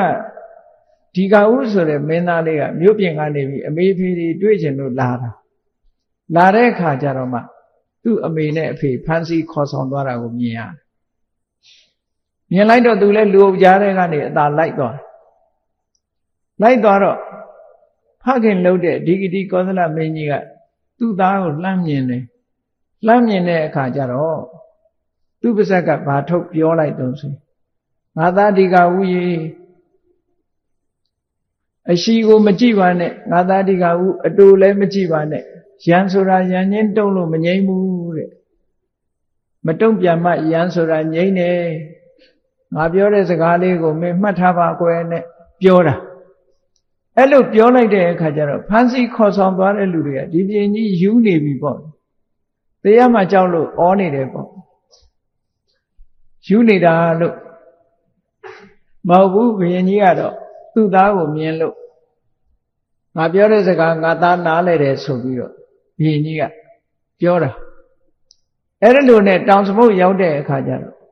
သူတို့နှစ်ဦးလုံးဟာတပ်ဖြတ်ခံပြီးတော့လေးပိုင်းပိုင်းပြီးတော့မြုပ်လိုက်တာပဲနော်အဲ့ဒီအချိန်မှာဒီကဦးမင်းသားလေးကမြို့ထဲမှာအရက်တွေဝယ်ပြီးတော့ယူသွားပြီးအဆောင်ချထားတဲ့လူတွေကိုအရက်တိုက်သူတို့မူးနေပြီဆိုတဲ့အခါခုနကမြုပ်ထားတဲ့အမေဖေရဲ့အလောင်းတွေကိုဖော်ပြီးတော့မိတကြိုတယ်သူကမိတကြိုပြီးတော့ရှ िख ိုးဝှချလို့ငိုကြွေးပြီးတော့အဲ့ဒါလိုလုပ်မိဘတွေကိုယူသေးတဲ့အနေနဲ့အကုန်လုံးအဲ့ဒီလိုလုပ်နေတာကိုဘယ်သူကမြင်လို့ဆိုကာတိပင်ကြီးကနန်းတော်ကနေလှမ်းကြည့်တော့မသေးမကွယ်လူတယောက်ဟာတူးဖော်ပြီးတော့မိတကြိုနေတာကိုမိတွေလှမ်းပြီးတော့မြင်နေရတယ်ပေါ့မြင်တဲ့အခါမှာသူ့စိတ်ထဲမှာကြည်တာကောသလမင်းကြီးရဲ့ဆွေမျိုးတွေကဖြစ်လိမ့်မယ်ငါ့ကိုလည်းဘယ်သူမှလာမတိုင်ကြဘူးနဲ့ဆိုပြီးတော့စိုးရိမ်စိတ်တွေဖြစ်လာတယ်အဲ့မင်းသားလေးကမိဘရဲ့အလောင်းတွေကိုတကြိုပြီးတောထဲထွက်သွားပြီးငိုကြွေးပြီးတော့နီလန်းသူရှာတယ်ဘုရင်ကြီးနဲ့နီးဖို့ရအတွက်နီလန်းရှာစင်တိန်ဆင်ဆရာစီသွားပြီးတော့ဘုရင်ကြီးရဲ့ဒီစင်နေထားတဲ့စင်တင်းကုတ်ကိုသွားပြီးတပည့်သွားခံတယ်ပေါ့စင်ဆရာကြီးရဲ့တပည့်သွားခံတယ်စင်ဆရာကြီးကသူ့ကိုယာရုခန့်ထားလိုက်သူ့ရဲ့အလုပ်အကျွေးအကူအဖြစ်ယာရုခန့်ထားလိုက်တဲ့အခါတဖြည်းဖြည်းရင်းနှီးပြီးတော့ မင်းသားလေးကတချင်းလေးကောင်းကောင်းဆိုတတ်တယ်စောင်းလေးတီးတတ်တယ်စောင်းတီးတချင်းဆိုအဲ့ဒီလိုနဲ့နေတဲ့အခါကျတော့ဘုရင်ကြီးကကြားတယ်စောင်းတန်ကြားတယ်တချင်းတန်ကြားတယ်ဆိုတော့ဘယ်သူလဲဟေးစောင်းလေးတီးပြီးတချင်းဆိုတာစုံစမ်းတဲ့အခါကျတော့စင်တိန်ဆရာကြီးရဲ့တပည့်ပါလို့ဆိုသူစီခေါ်ခဲ့သားလို့ဆိုခေါ်သွားတယ်ဘုရင်ကြီးစီရောက်တဲ့အခါဘုရင်ကြီးကတချင်းဆိုစောင်းတီးတာမင်းလားလို့ဆိုဟုတ်ပါတယ်ကျွန်တော်မျိုးပါငါ့ကိုတီးပြစမ်းဆိုတီးတယ်တီးပြတော့ဘုရင်ကြီးကတော်တော်သဘောကျသွားသဘောကျတော့မင်းငါ့ကိုခါစားလို့ဆိုပြီးတော့ဘုရင်ကြီးမှခါစားဖို့ဆိုပြီးတော့အတွင်းလူဖြစ်ဘုရင်ကြီးကသူ့ကိုရာထူးခန့်ထားတယ်သူကလည်းမင်းသားလေးကအကြံနဲ့လာတာဆိုတော့အမှန်တမ်းလိမ္မာတယ်သူကဒီအရှင်သခင်တို့စီမှာခါစားတဲ့လူတွေဟာလိုက်နိုင်ရမယ့်စိတ်ကနေရှိတယ်နော်ပုပ်ပုတ်ထားကြီးတဲ့အဲ့ရကသူကပဲအရင်ထားရမယ်ပစ္စာနိပါတိနောက်မှအိပ်ဆက်ရမယ်ကိင်္ကာရပဋိတာဝီဘာကိုလောက်ရမလဲဆိုတာအမြဲတမ်းမေးမြန်းပြီးစိတ်တိုင်းကြအောင်လုပ်ရတယ်ပိယဝါဒီဘယ်တော့ဖြစ်စကားပြောရင်နဝင်ချုံအောင်ပြောရတယ်မနာပစာရီသူ့အကြိုက်ကိုလိုက်လုပ်ပေးရဟောအဲ့ဒီလိုဆိုလို့ရှိရင်သူကအမှုတန်းကောင်းဖြစ်တယ်ပေါ့မင်းသားလေးကအဲ့ဒီအင်္ဂါရက်တွေနဲ့ညီညွတ်အောင်ဂရုစိုက်တဲ့အခါကျတော့ဘုရင်ကြီးရဲ့အတွင်းလူဖြစ်သွားဘုရင်ကြီးနဲ့မင်းသားလေးဒီကဦးတို့သိရင်းနှီးသွားတဲ့အခါကျတော့သူကလည်းလူပြိုပေါက်အရွယ်ရောက်အဲ့ဒီမှာဘုရင်ကြီးကတို့တောလဲသွားရအောင်ဆိုတော့တောလဲသွားရအောင်ယထာတစီပြင်လို့ဆိုသူလည်းကောင်းပါပြီဆိုလက်နဲ့တွေပါတင်ပြီးတော့မြင်ထားကပြီးတောလေဝရထွက်သွားကြအဲ့ဒီလိုထွက်တဲ့အခါမှာမင်းသားလေးကအကြံနဲ့ပါလို့တော့နောက်ကလိုက်လာတဲ့သူ့ရဲ့ကိုရံတော်တက်တွေမျက်ခြေပြတ်သွားအောင်ဟိုဘက်ကိုယ်မောင်းလိုက်ဒီဘက်ကိုယ်မောင်းလိုက်နဲ့မျက်ခြေပြတ်အောင်အရှိန်အဟုန်နဲ့မောင်းပြီးတော့သွားလိုက်တာနောက်ဆုံးမှာဘုရင်နဲ့သူနဲ့နှစ်ယောက်ထဲတောနဲ့ထဲရောက်သွားအောင်မောင်းသွားတယ်ဘုရင်ကြီးကလည်းမောတဲ့အခါကျတော့ကဲငါတို့လည်းမောပြီနောက်ကလူတွေလည်းမမိဘူးခဏတို့အပန်းဖြေရအောင်လို့ဆိုပြီးမင်းသားလေးရဲ့ပေါင်ပေါ်မှာဘုရင်ကြီးကခေါင်းအောင်ပြီးတော့အိတ်တယ်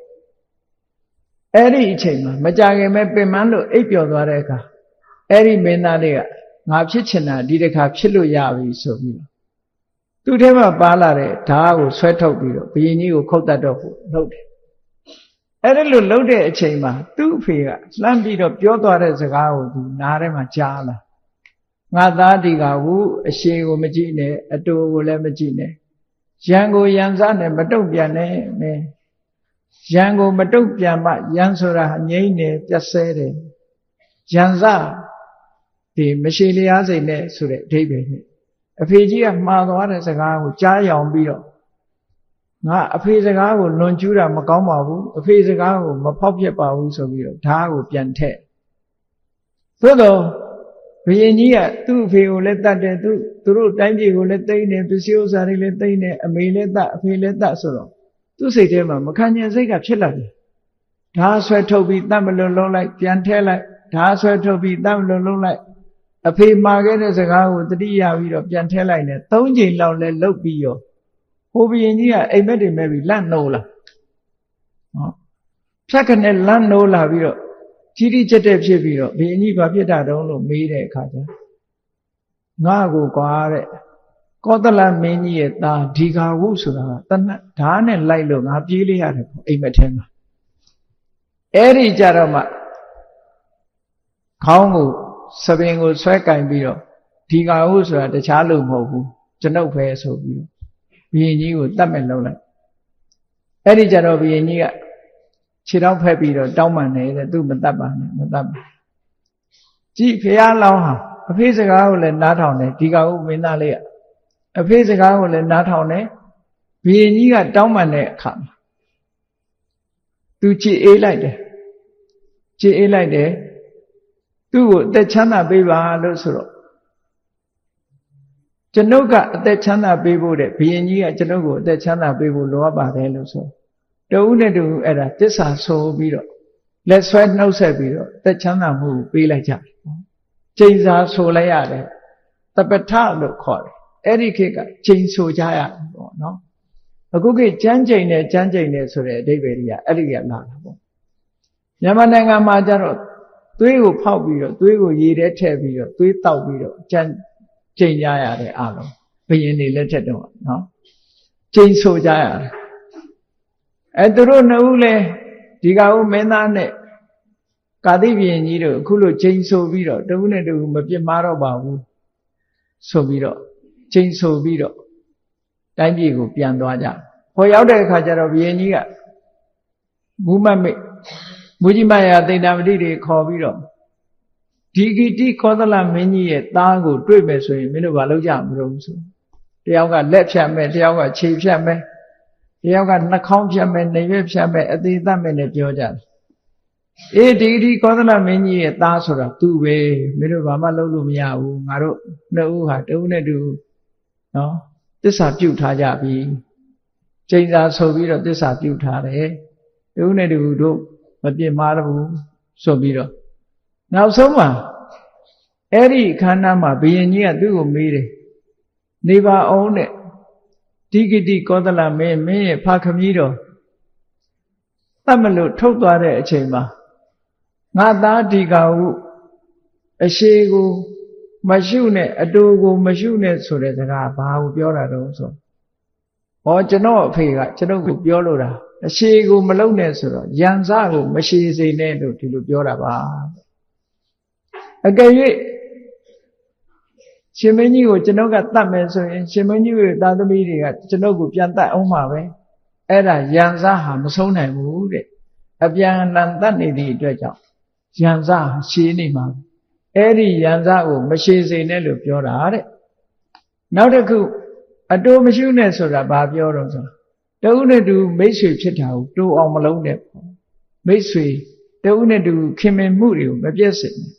မိတ်ဆွေကိုမိတ်ဖြစ်မှုကိုရှည်လျားပါစေမတူပါစေနဲ့လို့ဒီလိုဆိုလိုတာပါတဲ့ယံတစ်ခုဟာတုံ့ပြန်နေတဲ့ယံကိုယံနဲ့တုံ့ပြန်လို့ရှိရင်ဘယ်တော့မှမငြိမ်ဘူးယံကိုသိခံခြင်းဖြစ်လာတယ်ငြိမ်အောင်ပြတ်အောင်လုပ်လို့ရပါတယ်လို့ကျွန်ုပ်ရဲ့ခမည်းတော်ကကျွန်ုပ်ကိုဆုံးမသွားတာပါလို့ဆိုတော့ဩဒီကဟုမိခင်ကဖခင်ကနော်ခမည်းတော်က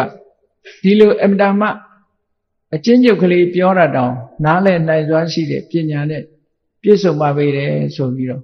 သူ့ရဲ့တိုင်းပြည်ကိုသူ့ကိုပဲပြန်ပေးတယ်ပစ္စည်းဥစ္စာတွေအားလုံးလည်းပေးတယ်နောက်ဆုံးမှာမိမိရဲ့သမီးတော်နဲ့လက်ဆက်ပြီးတော့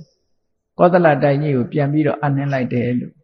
မြတ်စွာဘုရားကယဟန်တော်တွေကိုသိခံခြင်းရဲ့အကျိုးကျေးဇူးနဲ့ပတ်သက်ပြီးတော့ဟောတာနော်အခုလိုလက်နဲ့ဆွဲကင်တဲ့ပုဂ္ဂိုလ်တွေတောင်မှတဦးနဲ့တဦးကြည်အေးနိုင်တယ်သိခံခြင်းဆိုတာလုံနိုင်တယ်ကိုချင်းတရားကိုထိမ့်သိမ့်နိုင်ကြတယ်ကိုချင်းတရားကောင်းမွန်အောင်စောင့်ထိန်နိုင်ကြတယ်သင်တို့ယဟန်ဖြစ်ခဲ့တဲ့နဲ့ဘာဖြစ်လို့ဒီလိုမလုံနိုင်ရမှာလဲလို့မြတ်စွာဘုရားကဆုံးမဩဝါဒပေးတာပါတဲ့အမြင့်ဆုံး level အမြင့်ဆုံးအဆင့်နဲ့ပြောရမယ်ဆိုလို့ရှိရင်သစ္စာလေးပါးကိုမြင်တာဟာအဆင့်အမြင့်ဆုံးပဲလို့ပြောရမယ်ဒါကြောင့်မို့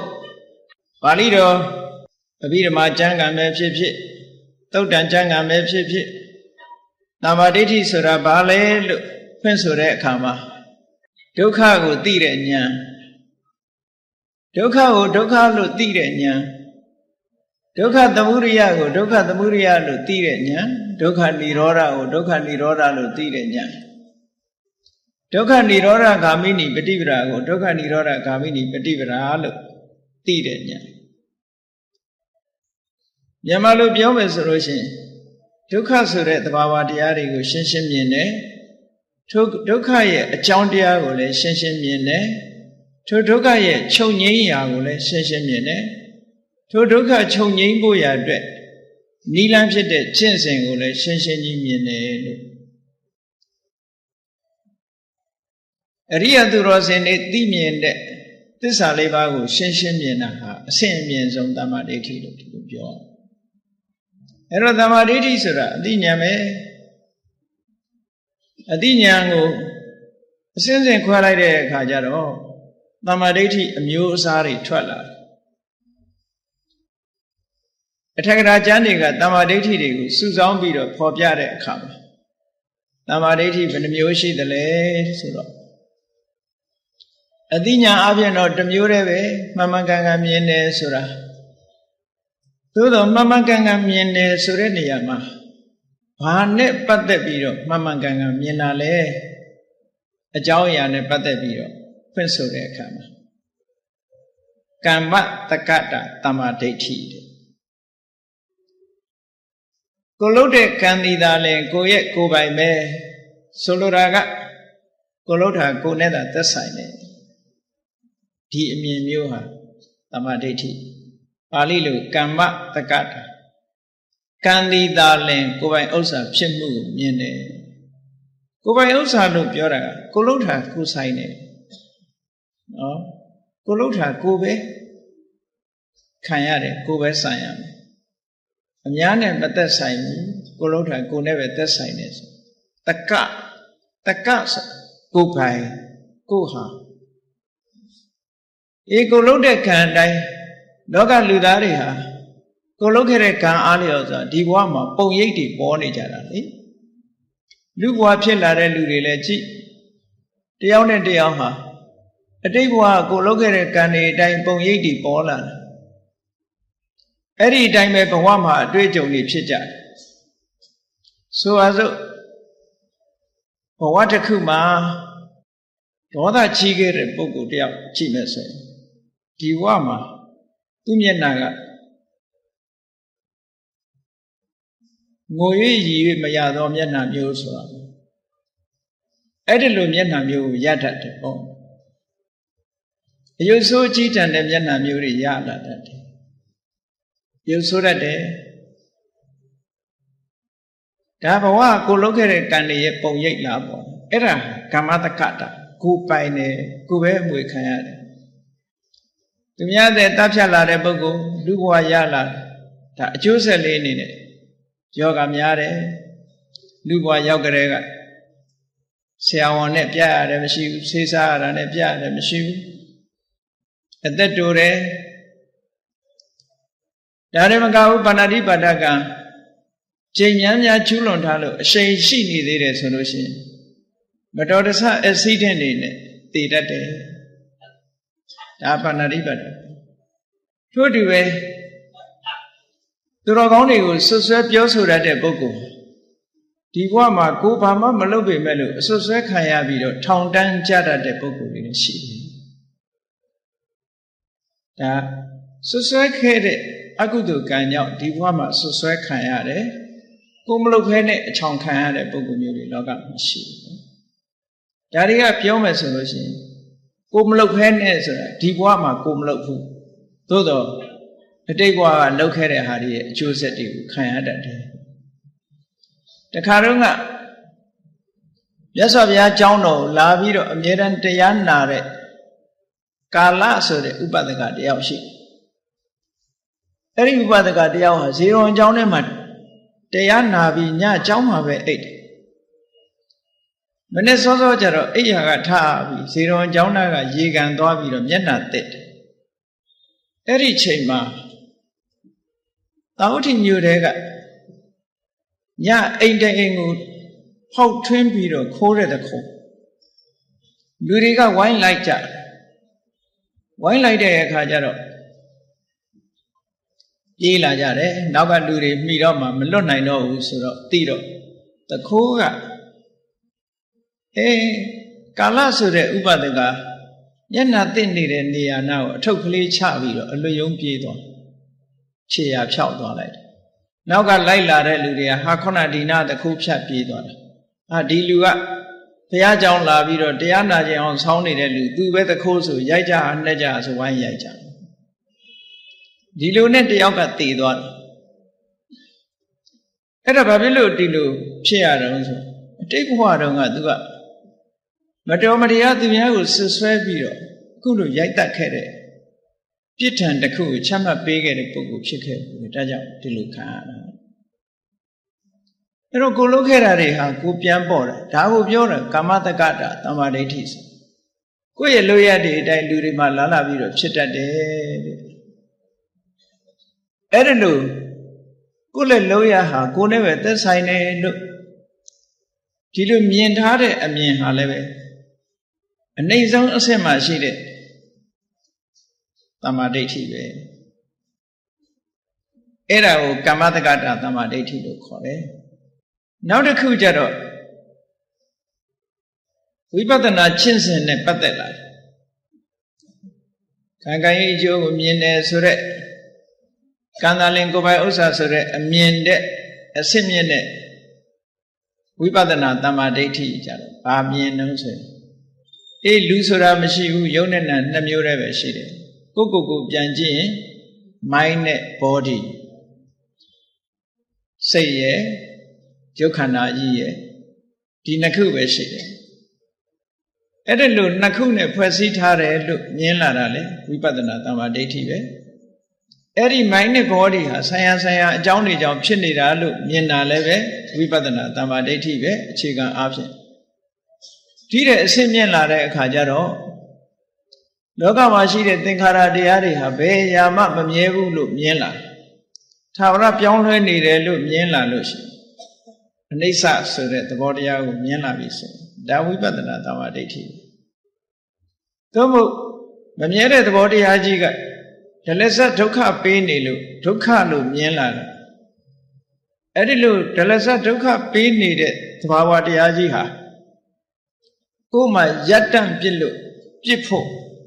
ဘာပါဝါမှမရှိဘာမှစွန့်ရည်တတ်မရှိဘူးလို့မြင်တာအနတ္တ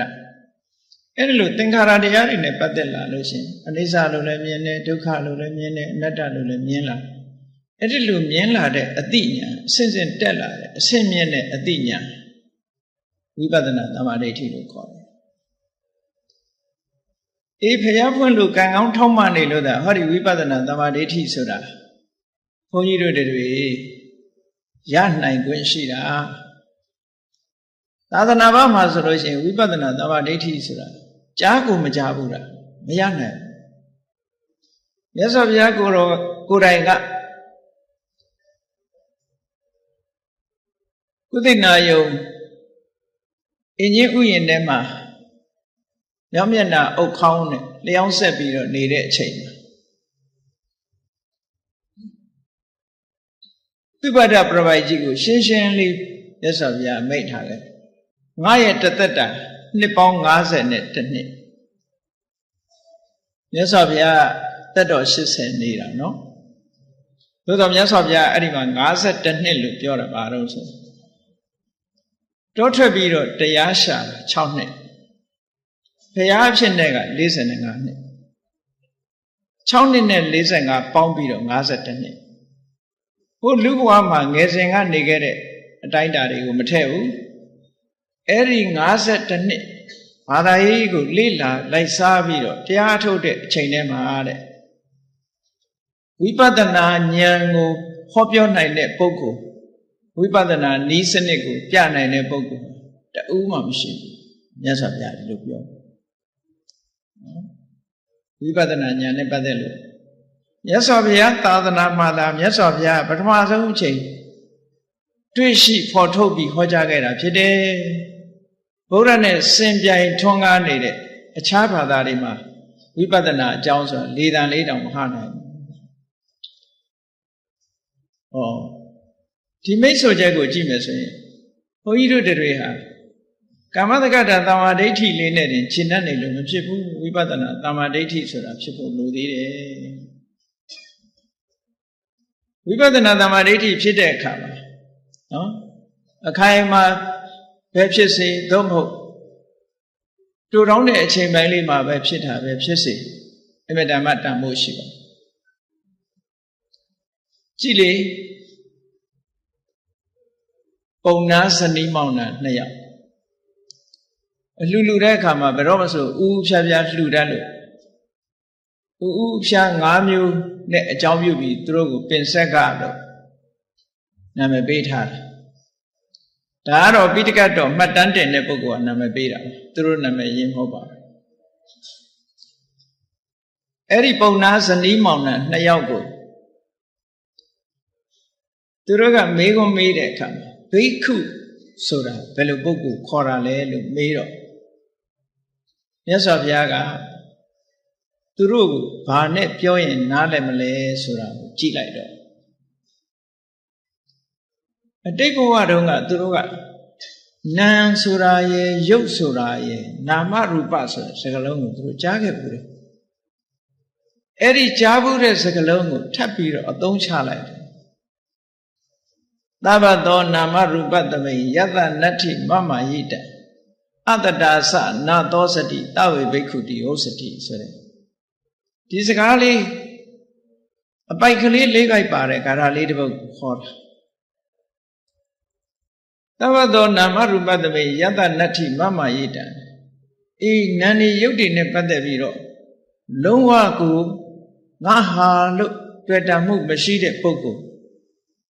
ပျက်စီးသွားရင်လည်းအတ္တတာသနာသောစတိ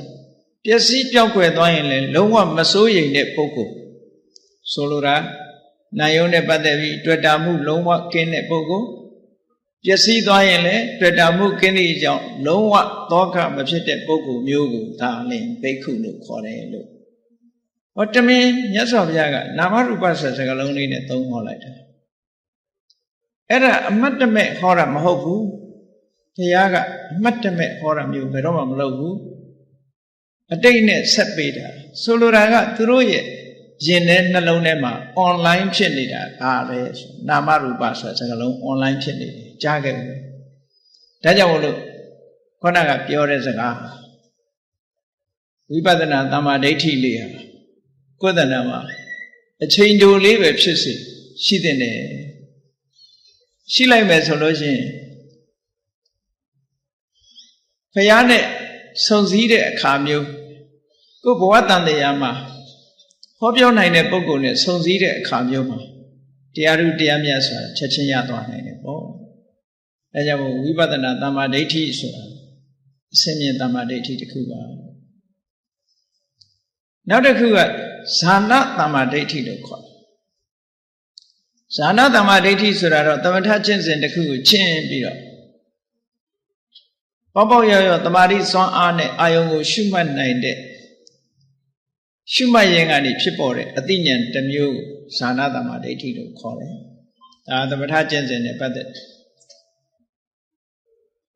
နောက်တစ်ခုကမက္ခသမ္မာဒိဋ္ဌိတဲ့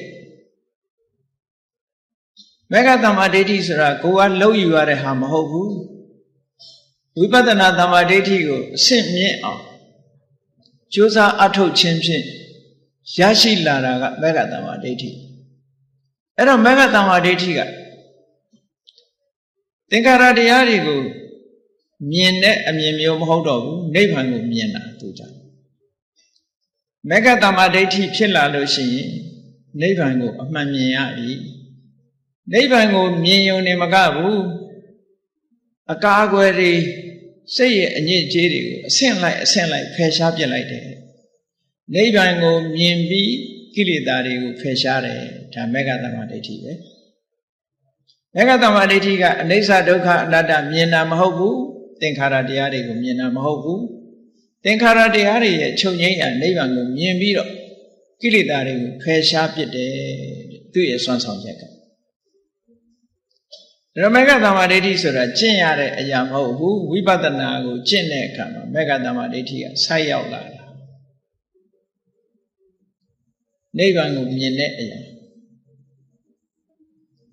ဟောနောက်တစ်ခုကဘာလို့ဆိုဖလသမ္မာဒိဋ္ဌိကိုယ်စိတ်နဲ့ရှင်တွဲလာတဲ့အသိဉာဏ်တစ်ခုလက်စိတ်ကနိဗ္ဗာန်ကိုမြင်ထားတယ်လို့ကိုယ်စိတ်ကထပ်မှန်ပြီးတော့မြင်တယ်ငြိမ့်သက်ပြီးသားကိလေသာတွေကိုထပ်မှန်ပြီးတော့ငြိမ့်အေးစေကိလေသာကုန်သွားတာကိုဘာဖြစ်လို့ကိုယ်စိတ်ကထပ်ပြီးတော့ငြိမ့်အောင်လုပ်တယ်လဲဆိုဒါစဉ်းစားလို့လောလောလေးကျမ်းဂန်တွေကဥပမာပေးထားတယ်ဘုန်းကြီးတို့တွေမြေကြီးကလေးတစ်ခုကိုရေလေးလောင်းလိုက်လို့ရှိရင်မီးငြိမ့်သွားတယ်ဘာကြံသေးတုံးဆိုအပူလေးတွေကြံနေသေးတယ်အဲ့ဒီအပူလေးတွေငြိမ့်ဖို့ရအတွက်နောက်ထပ်ရေထပ်လောင်းထို့တူပဲ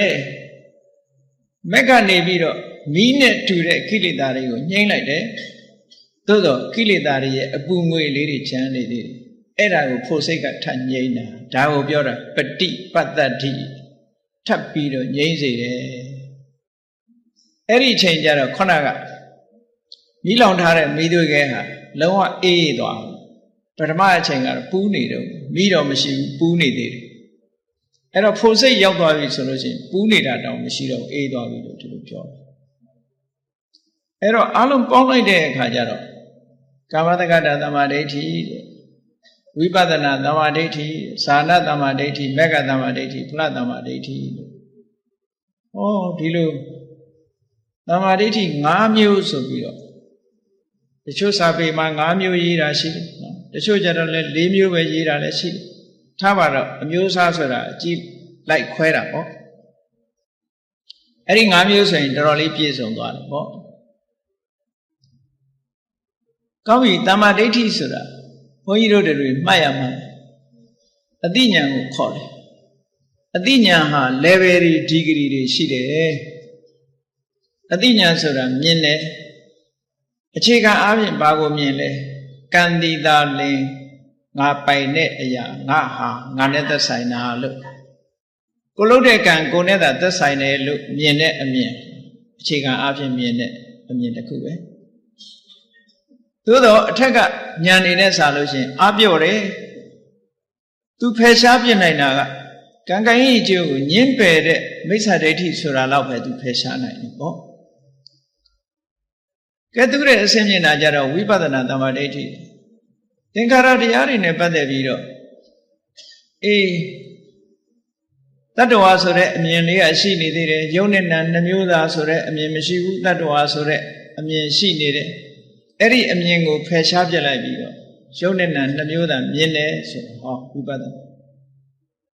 ယုံနဲ့နာနှမျိုးတွေမြင်ုံမကဘူးထိုယုံနာဆိုတဲ့သင်္ခါရတရားတွေဟာမမြဲဘူးအနိစ္စဆင်းရဲတဲ့ဒုက္ခကိုမပိုင်ဘူးအနတ္တဒီသဘောတွေကမြင်လာတယ်ဟောမြင်မှုတွေကအဆင့်တက်လာတယ်ဇာနာသမာဓိဋ္ဌိဆိုတာကြတော့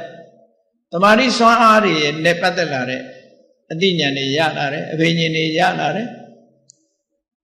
ထူးခြားတဲ့အမြင်တွေရလာတယ်ဟောဝိပဿနာသမာဓိဋ္ဌိကနေရင့်တန်လာလို့ရသွားတဲ့ဟာမေဃသမာဓိဋ္ဌိမေဃသမာဓိဋ္ဌိကြတော့ဒုက္ခនិရောဓလို့ခေါ်တဲ့ဒုက္ခအလုံးချုပ်ရဖြစ်တဲ့နိဗ္ဗာန်မြင်ပြီဘုန်းကြီးတို့တွေကအခုချိန်မှာမှန်းဆပြီးတော့နိဗ္ဗာန်ကိုပြောနေကြတာနိဗ္ဗာန်ကိုမမြင်သေးဘူးနိဗ္ဗာန်ကိုမြင်နိုင်တာကကိုယ်တဏ္ဍာမှာမျက်စိပေါ်မှာမြင်တာအဲ့ဒီကြရင်တော့ကိုယ်တွေ့မြင်ရပြီလို့ပြောအခုချိန်မှာမှန်းဆပြီးတော့ပြောနေကြ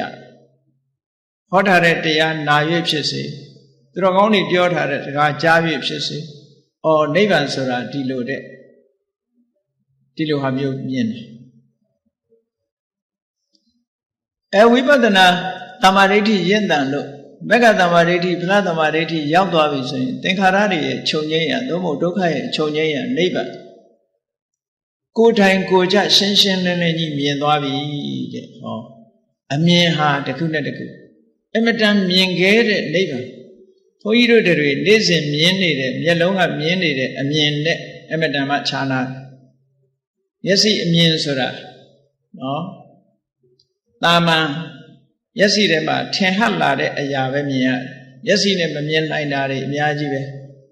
အဲ့ဒီထဲမှာအသိဉာဏ်လို့ဆိုတဲ့အခါမှာလည်းပဲအသိဉာဏ်ဟာအစဉ်စဉ်ဒီလိုရှိတယ်လို့ဒါသဘောပေါက်ပေါ့ဒီကောင်းပြီ right view right understanding လို့ခေါ်တဲ့ထူးခြားတဲ့ဉာဏ်သွေးမှန်ကန်တဲ့ဉာဏ်အမြင်တွေကိုတမ္မာဒိဋ္ဌိလို့ခေါ်ပြီးတဲ့ဒါတမ္မာဒိဋ္ဌိဆိုတာဘာလဲတမ္မာဒိဋ္ဌိအမျိုးအစားဘယ်နှခုရှိသလဲဆိုတဲ့မှတ်သားရပေါ့ဒါဖြင့်ဒီလိုတမ္မာဒိဋ္ဌိဆိုတဲ့မှန်ကန်တဲ့အမြင်မှန်ကန်တဲ့အသိရရှိလာဖို့ရအကြောင်းတရားတွေကဘာတွေလဲဘယ်ရာပဲဖြစ်ဖြစ်အကြောင်းတရားမရှိဘဲနဲ့မသိနိုင်ကြဘူးမပေါ်နိုင်ဘူးမြတ်စွာဘုရားကတမ္မာဒိဋ္ဌိရဲ့အကြောင်းတရားဆိုပြီးတော့ဟောထားတာနှစ်ခုတည်းပဲဟောပြထားဒါနှစ်ခုတည်းဆိုတာအခြေခံအကြောင်းတရားတွေကိုဟောတဲ့သဘော နှစ်ခုတည်းကဘာတော့ဆိုရင်နံပါတ်1ကပရတောခောတာကိုပေါင်းတင်ဆက်ဆံတဲ့ပုဂ္ဂိုလ်သို့မဟုတ်ကိုကိုးကွယ်တဲ့ဆရာသမားထံကတရားဓမ္မနာယူရခြင်းဒါပရတောခောတာလို့ခေါ်ခောတာဆိုတာအတန်ပဲတရားသံဟောပြောတဲ့အတန်ဆိုလိုတာကသူတော်ကောင်းတရားကိုကြားနာတာကိုဆိုလိုပရတောခောတာဆိုပါစို့ရှင်သာရိပုတ္တရာမထေရမြတ်တောင်ငကိုယ်တော်ကတမ္မာဒိဋ္ဌိမှာဟုတ်မှာမဟုတ်ဘူးတမ္မာဒိဋ္ဌိမှာရှိမှာမရှိဘူးသူလက်ခံထားတာကမိစ္ဆာဒိဋ္ဌိဖြစ်နေဟောရှင်အန္တဇိကနေပြီးယေဓမဟိတုပ္ပဝါတေတံဟိတုံတထာဂတောဆိုတဲ့ဒီဓမ္မဒေသနာကိုဟောပြောလိုက်တဲ့အတန်ဒါပရတောခောတာပဲရှင်အန္တဇိထံကကြားရတဲ့တရားသာအဲ့ဒါကအကြောင်းတစ်ခုတဲ့တမ္မာဒိဋ္ဌိပြည့်ဖို့ရအတွက်ဒီအတန်မကြားရပဲနဲ့ဆိုလိုတာကတရားမနာရပဲသူတော်ကောင်းတရားမနာရပဲနဲ့မှန်ကန်တဲ့အမြင် right understanding right view ဆိုမဖြစ်နိုင်ဘူးဒါပြောတာနော်မဖြစ်နိုင်ဘူးကဲဒါဖြင့်ဒါကပြင်ပကအကြောင်းတရားမို့ဗဟိတ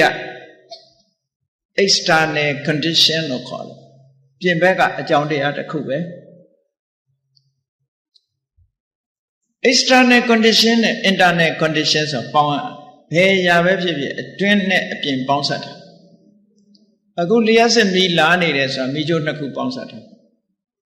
နော်နှစ်ခုပေါင်းမှအဲ့ဒါလိုပဲအခုအပြင်ဘက်ကတရားသံဘလောက်ကြာအတွင်းကအကြောင်းတရားမပါရင်မရဘူးနော်သာဝတိပြည်မှာဇေရွန်အကြောင်းမှာမြတ်စွာဘုရားတရားဟောတာပဲသာဝတိမြို့မှာရှိတဲ့လူတွေအကုန်လုံးအကျွတ်တရားရတာမဟုတ်ဘူးဘာဖြစ်လို့မရတာတော့ဆိုအတွင်းအစ္ဆဒအကြောင်းတရား internal condition မကောင်းလို့အပြင်ကတော့ဘုရားရဲ့တရားသံကြားနေကြရတာသို့တော့အတွင်းကမကောင်းရင်မရဘူးအတွင်းလဲကောင်းရမယ်အပြင်လဲကောင်းအဲ့ဒါဖြင့်အတွင်းအကြောင်းအရာဆိုပါတော့ဆိုယောနိသောမနတိကာရယောနိသောဆိုတာမှန်ကန်တဲ့နိလန်းနဲ့မနတိကာရစိတ်ထဲမှာနှလုံးသွင်းခြင်းသိမှတ်ခြင်းအင်္ဂလိပ်လိုပြန်ကြတဲ့အခါတော့ wise attention လို့ပြန်လေးရှိတယ် attention ပဲထိုတရားပေါ်မှာမှန်ကန်တဲ့နိလန်းနဲ့ဆင်ញင်သုံးသပ်နိုင်တဲ့ပညာစွမ်းရှိရမယ်ဆိုလိုတာကတော့တရားပေါ်မှာအလေးနဲ့ထားပြီးတော့ဆင်ញင်နိုင်တဲ့ပညာရှိဖို့လိုတယ်ကဲဗမာလိုရှင်းရှင်းပြောမယ်ဆိုရင်တမ္မာဒိဋ္ဌိဖြစ်ဖို့ရအတွက်နံပါတ်1ကတရားနာရမယ်နံပါတ်2ကဓက္ခံဖြစ်တဲ့အသိဉာဏ်ရှိရမယ်ဟောဒီနှစ်ခုပေါင်းစပ်မှတမ္မာဒိဋ္ဌိဆိုတာဖြစ်တယ်လို့ပြောတာပဲဟောပရတောခောတာနဲ့ယောနိသောမနတိကာရစာပေလိုမှတ်ချင်အဲ့ဒါလိုပဲမှတ်ပရတောဆိုတာတစ်ဖက်သားတခြားပုဂ္ဂိုလ်တူထံမှခောတာဟောပြောတဲ့အတန်ယောနိသောမနတိကာရမှန်မှန်ကန်ကန်နှလုံးသွင်းခြင်းအသိဉာဏ်ဖြင့်ဆင်ញင်သုံးသပ်နိုင်ခြင်းဆိုတဲ့ယောနိသောမနတိကာရအဲ့ဒီနှမျိုးနဲ့ပြည့်စုံမှတမ္မာဒိဋ္ဌိဆိုတာဖြစ်ပါတယ်တဲ့ဒါတမ္မာဒိဋ္ဌိဖြစ်ခြင်းအကြောင်းတရားနှမျိုးလို့ဒီလိုမှတ်အဲ့တော့ကိုယ်တဏ္ဍာမှာပြည့်စုံရမယ့်အကြောင်းတရားကတော့ယောနိသောမနတိကာရပဲထိုယောနိသောမနတိကာရတစ်ခုတည်းနဲ့မရဘူးခုနကသူတော်ကောင်းတရားကြားနာခွင့်ရမှုဆိုတာအရေးပါသေးတယ်အဲ့ဒီအကြောင်းနှစ်ရပ်ပေါင်းစားလိုက်တဲ့အခါကျတော့မှတမ္မာဒိဋ္ဌိဆိုတာလေးတစ်ခုဖြစ်ပေါ်လာတာကိုယ်တဏ္ဍာကောင်းပြီအဲ့ဒီလိုဖြစ်ပေါ်လာတဲ့တမ္မာဒိဋ္ဌိဟာတမ္မာဒိဋ္ဌိအမျိုးအစားတွေကိုချက်ထွင်ပြီးတော့ကြည့်မယ်ရှင်သာရိပုတ္တရာမထေရမြတ်ကအလွန်ဉာဏ်ကြီးတာအလွန်ဉာဏ်ကြီးတဲ့အခါကျတော့တမ္မာဒိဋ္ဌိနဲ့လူတွေကပြောကြတယ်ဘယ်အတိုင်းတာနဲ့မှတမ္မာဒိဋ္ဌိခေါ်မလဲလို့ဆိုတဲ့အခါရှင်သာရိပုတ္တရာကအများနာလဲအောင်ဟောထားတဲ့တမ္မာဒိဋ္ဌိတုတ်ဆိုတာမဇ္ဈိမနိကေမှာပါရှိတယ်စိတ်ဝင်စားတဲ့ပုဂ္ဂိုလ်များမဇ္ဈိမနိကေဥပရိပန္နတမှာတမ္မာဒိဋ္ဌိတုတ်ကိုဖတ်ရှုလို့ရပါတယ် မြန်မာပြန်ထားတာလည်းရှိတယ်မစ္စည်းမနိကေကသုတ်ပေါင်း152သုတ်ရှိတယ်ထိုသုတ်တွေကမတိုးမရှိမှုအလယ်အလတ်မှုမစ္စည်းမလို့ခေါ်တယ်နိကာယဆိုတာစုဆောင်းထားတာ collect လုပ်ထားတာပေါ့နော် collection of the middle discourse လို့ပြောတာပြန် collection of middle discourse middle discourse အရှိကြီးလည်းမဟုတ်ဘူးအတူကြီးလည်းမဟုတ်ဘူးသိရှိတဲ့သုတ်တွေကြတော့ဒီကနိကာယလို့ခေါ်တယ်ဒီကနိကာယကြတော့ရှည်လျားတဲ့သုတ်တန်သူက34သုတ်ရှိ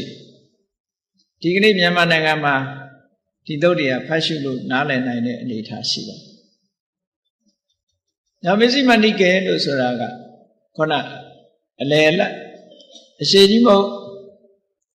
အတူလည်းမဟုတ်တဲ့သုတ်ပေါင်း152သုတ်အဲ့ဒီမှာတမ္မာဒိဋ္ဌိသုတ်ဆိုတာရှင်သာရိပုတ္တရာကယဟန်တွေကိုရှင်းလင်းဟောကြားခဲ့တန်ခါပရိသတ်မှာယဟန်တွေကိုရှင်းလင်းဟောကြားခဲ့တဲ့သုတ်တန်တစ်ခုရှိအဲ့ဒီသုတ်ကိုအတူချုပ်ပြီးတော့ပြောကြရရှင်သာရိပုတ္တရာကပြောတယ်အေးလူတွေပြောကြတယ်တဲ့တမ္မာဒိဋ္ဌိတမ္မာဒိဋ္ဌိနဲ့သူပြောကိုပြောနေကြတယ်ဘလောက်အတိုင်းတာနဲ့မှတမ္မာဒိဋ္ဌိဖြစ်တယ်လေတမ္မာဒိဋ္ဌိဖြစ်ဖို့ရအတိုင်းတာဘလောက်ရှိတယ်လဲဆိုပြီးပြောတဲ့အခါရှင်သာရိပုတ္တရာမထေရမြတ်ကရှင်းလင်းပြီးတော့ဖြေပေးတယ်အကုသိုလ်ကိုအကုသိုလ်လို့သိတာအကုသိုလ်ရဲ့အခြေခံတရားကိုအကုသိုလ်ရဲ့အခြေခံတရားလို့သိတာကုသိုလ်ကိုကုသိုလ်လို့သိတယ်ကုသိုလ်ရဲ့အခြေခံမူလတရားကိုကုသိုလ်ရဲ့အခြေခံမူလတရားလို့သိတယ်အဲ့ဒါလို့သိခြင်းဟာတမ္မာဒိဋ္ဌိပါပဲဒါသိအခြေခံကြတဲ့တရားတစ်ခုပဲဗမာလိုပြောမယ်ဆိုလို့ရှိရင်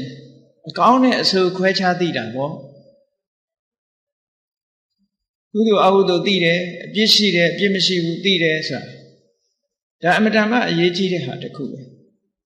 ကုသိုလ်အကုသိုလ်သိတယ်ဆိုတာအပြစ်ရှိတဲ့တရားနဲ့အပြစ်မရှိတဲ့တရားကိုသိတာအကောင်းနဲ့အဆိုးကိုသိတာအဲ့ဒီအကောင်းတွေရဲ့အကြောင်းတရားကအခြေခံကဘာလဲအဆိုးတွေရဲ့အခြေခံဘာလဲလို့သိတာအဲ့ဒီမှာလည်းပဲရှင်းရှင်းလေးရဲ့တမ္မာဒိဋ္ဌိဖြစ်ဖို့ရာအတွက်တဲ့အကုသိုလ်ကိုအကုသိုလ်လို့သိရမယ်အကုသိုလ်ရဲ့အကြောင်းတရားတွေကိုအကုသိုလ်ရဲ့အကြောင်းတရားလို့သိရမယ်တဲ့ဒါဖြင့်အကုသိုလ်ဆိုတာဘာတွေလဲလို့ဆိုဒုစရိုက်10ပါးကိုပြောတာဒါအများသိနေတဲ့ဒုစရိုက်10ပါးအေးအကုသိုလ်ဆိုတာတခြားမဟုတ်ဘူးတဲ့သူများတဲ့တတ်တာအကုသိုလ်ပေါ့သူများဥစ္စာခိုးတာသူတော်ဘာသာမယာကျူးလွန်ပြောပြစ်မှားတာဟောကြည့်လိမ့်လေပြောတာတူနဲ့တူမတက်အောင်ဂုံးတိုက်တာဆဲတာဆိုတာအကျိုးမရှိတဲ့စကားတွေကိုပြောတာသူများပစ္စည်းကိုကိုယ်ပစ္စည်းဖြစ်ခြင်းနဲ့လောဘနဲ့တွေးတာလူတယောက်ပျက်စီးစေလို့တဲ့ဒေါသနဲ့တွေးတဲ့အတွေးကံကံရဲ့အကျိုးကိုညှင်းပယ်တဲ့မှားယွင်းတဲ့အယူဆအလုံးပေါင်းလိုက်တဲ့အခါကျတော့10ခုမြန်မာလူမျိုးတွေဗုဒ္ဓဘာသာတွေသိတဲ့အတိုင်းဒုစရိုက်10ပါးလို့လည်းခေါ်တယ်အကုသလကာမပဋ္ဌတရား10ပါးလို့ခေါ်တယ်အေးအကုသိုလ်ဆိုတာအဲ့ဒါတွေကိုခေါ်တာအကုသိုလ်ရဲ့မူလအကြောင်းရင်းဆိုတာဘာတော့အေးအကုသိုလ်ရဲ့အကြောင်းတရားဆိုတာတခြားမဟုတ်ဘူးတဲ့လောဘဒေါသမောဟဒါအကုသိုလ်ရဲ့အကြောင်းတရားအကုသလမူလပဲလောဘဒေါသမောဟရှိနေသမျှခုနကပါဏာတိပါဒစသည်ဖြစ်နေဥမှာပဲပါဏာတိပါဒဖြစ်တာကဘာကြောင့်ဖြစ်တာတော့ဆိုပါဏာတိပါဒဟာဒေါသအခြေခံဖြစ်တာသူများတဲ့ကိုတတ်တယ်ဆိုတာကြည့်လေလူသားမှုကျူးလွန်တယ်ဆိုတာစိတ်ဆိုးမှန်ဆိုးဖြစ်ပြီးတော့တတ်တာပဲလေသွေးနဲ့တတ်တာမရှိဘူးလားလို့ဆိုသွေးနဲ့တတ်တဲ့လူကလည်းရံညိုးရှိလို့တတ်တာပဲဟောတတ်မှုကိစ္စမှန်သမျှဒေါသအခြေခံတယ်အဲကြောင့်မို့အဘိဓမ္မာထသင်္ဃာအကျမ်းမှာဒေါသမူလေနဇာယန္တိဒေါသကြောင့်ဖြစ်တာ အာဒိဏဒါနကြတော့ဘာအခြေခံတာတော့ဆိုလောဘပေါ့လိုချင်လို့ခိုးတာလောဘအခြေခံတယ်ပေါ့ဒီလိုဆိုလို့အဲ့ဒါလို့လောဘရှိနေမယ်ဒေါသရှိနေမယ်မောဟရှိနေမယ်ဆိုလို့ရှိရင်အကုသိုလ်တွေဖြစ်တာမို့အဲ့ဒီလောဘဒေါသမောဟဆိုတာတွေကိုအကုသလမူလအဲ့ဒီအကုသလမူလကိုပဲနာမည်တစ်မျိုးနဲ့24ပစ္စည်းမှာဟေတုပစ္စယောဟေတုလို့ခေါ်တယ်ဟေတုဆိုတာသစ်ပင်ကြီးတစ်ပင်မှာရေတောင်းမြင့်ခိုင်မာနေလို့ရှိရင်ထိုသစ်ပင်ရဲ့အကိုင်းတွေအခက်တွေအရွက်တွေအပွင့်တွေအသီးတွေစီပင်နေတယ်လို့ပဲအကုသိုလ်မှုတွေဟာလောဘရှိနေမယ်ဒေါသရှိနေမယ်မောဟရှိနေမယ်ဆိုရင်ဒီအမြစ်တွေချောင်းမို့လို့အကုသိုလ်တွေဟာဆက်လက်ရှင်သန်နေတယ်လို့ဒီလိုပြောတာဟိတုပစ္စည်းရဲ့အဓိပ္ပာယ်အဲ့ဒါကိုဆိုလို့ဟေတုဆိုတဲ့နာမည်နဲ့သုံးတခါတည်းအဲ့ဒီဟေတုကိုပဲမူလဆိုတဲ့နာမည်နဲ့သုံးမူလဆိုတာအမြစ်ပဲလေတိုက်ရအမြစ်ကိုခေါ်တယ်အကုသိုလ်ရဲ့အမြစ်တွေအဲ့ဒီအမြစ်ရှိနေလို့ရှိရင်ခုနကအကိုင်းအခက်နဲ့တူတဲ့တတ်မှုဖြတ်မှုလူရမှုဆိုတဲ့ဒုစရိုက်တွေအကုန်ရှင်သန်ထွန်းကားနေမှာဒါကြောင့်မလို့ဗုဒ္ဓတရားတော်ကိုသိကြတဲ့ပုဂ္ဂိုလ်တွေကကမ္ဘာငြိမ်းချမ်းရေးကိုကြိုးစားနေတဲ့ပုဂ္ဂိုလ်တွေလက်နဲ့ကြီးတွေကိုင်းနေပြီးတော့ငြိမ်းချမ်းရေးကြိုးစားနေတယ်ဘယ်လိုမှဖြစ်နိုင်ဘူးကမ္ဘာငြိမ်းချမ်းရေးရကြလို့ရှိရင်လူတွေတဏ္ဍာမှာရှိတဲ့လောဘတွေဒေါသတွေမောဟတွေကိုဖယ်ရှားအောင်သို့မဟုတ်ငြိမ်ဝတ်သွားအောင်လုပ်နိုင်တဲ့အကျင့်ကမှသာလေကမ္ဘာငြိမ်းချမ်းရေးကိုပေးနိုင်တယ်လို့ဒီလိုပြောတယ်နော်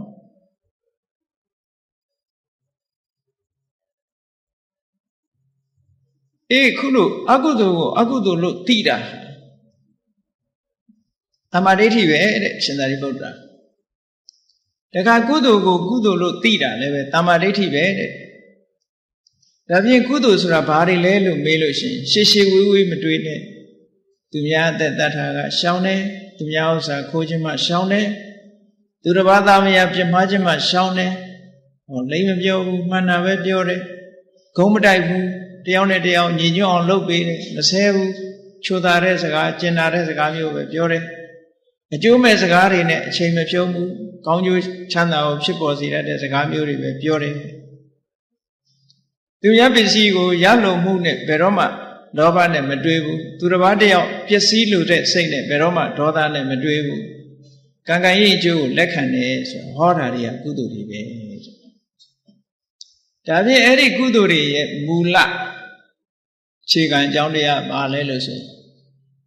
ခုနကလောဘကိုဖယ်ရှားပြစ်နိုင်တဲ့အာလောဘဒေါသကိုဖယ်ရှားပြစ်နိုင်တဲ့အာဒေါသမောဟကိုဖယ်ရှားပြစ်နိုင်တဲ့အာမောဟအာလောဘအာဒေါသအာမောဟဆိုတဲ့ဒီသဘာဝတရားတွေဟာကုသိုလ်ရဲ့အမြစ်ပဲဒီသဘာဝတရားတွေမိမိတဏ္ဍာမှာရှင်သန်နေသေးသမျှကုသိုလ်တရားတွေရှင်သန်နေမှာပဲဟေတုပစ္စယောကုသိုလ်ဘက်ကဒါကြောင့်မလို့စာပေမှာဟိတ်6ပါဟိတ်6ပါဆိုဟိတ်ဆိုတော့လူတွေကနားလည်ခြင်းမှလဲမှာပေါ့စကားအသုံးလုံးကစာပေအသုံးလုံးဖြစ်နေအဲ့တော့ဟေတုဆိုတာအင်္ဂလိပ်လိုပြန်လို့ရှိရင်45ပဲ45လောက်တယ်ဆိုခိုင်မာအောင်လုပ်နိုင်တဲ့စွမ်းရည်တတ္တိရှိတယ်လောဘဒေါသအကုသိုလ်တွေခိုင်အောင်လုပ်တယ်အလောဘအဒေါသအမောဟကုသိုလ်တွေခိုင်အောင်လုပ်တယ်ဟောဒီသဘောကိုပြောတာကောင်းပြီရှင်သာရိပုတ္တရာမထေရမြတ်ကအခြေခံအပြင်လောဘဒေါသမောဟအလောဘဒေါသအမောဟအခြေခံပြီးတော့ဖြစ်လာတဲ့ကုသိုလ်အကုသိုလ်ကုသိုလ်ရဲ့အကြောင်းတရားအကုသိုလ်ရဲ့အကြောင်းတရားဒါသိရင်ပဲ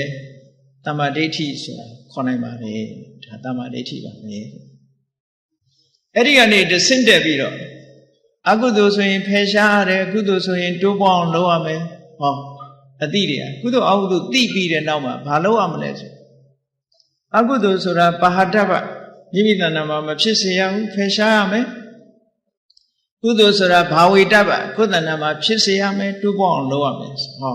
လုပ်ငန်းသဘောပါလာအဲ့ဒါလို့သိလို့ရှိရင်တမ္မာဒိဋ္ဌိလို့ဒီလိုခေါ်ဒါနဲ့မကဘူးရှင်သာရိပုတ္တရာအဲ့ထဲမှာသစ္စာ 4 ပါးကိုသိတာလဲတမ္မာဒိဋ္ဌိတဲ့ နောက်တစ်ခါပရိစ္ဆသမုပ္ပါဒ်ကြီးတစ်ခုလုံးကိုထည့်သွင်းပြီးတော့ဟောတော်လိုက်သေးတယ်တမ္မာဒိဋ္ဌိကိုရှင်းပြဖို့ပရိစ္ဆသမုပ္ပါဒ်ကိုထည့်သွင်းသွားဘယ်လိုထည့်သွင်းသွားတော့ဆို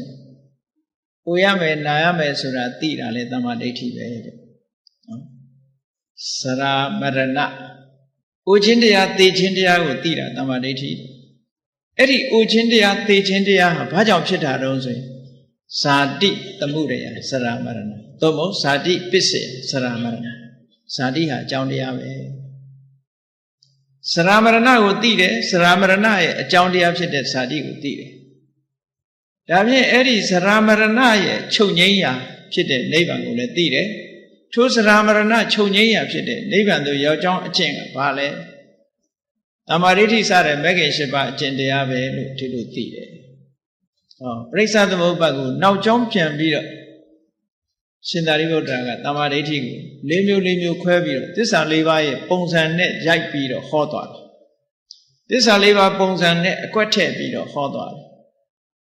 ဇာတိကိုသိတယ်ဇာတိရဲ့အကြောင်းတရားကဘာလဲဘဝပစ္စယဇာတိ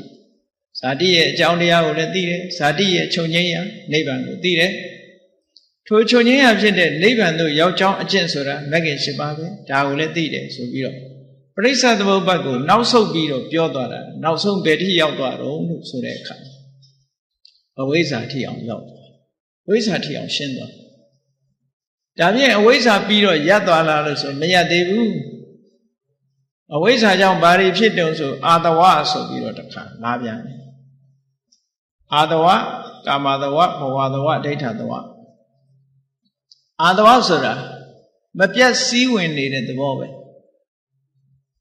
ဘုန်းကြီးတို့တဏ္ဍာမှာသို့မဟုတ်တတ္တဝါတွေတဲ့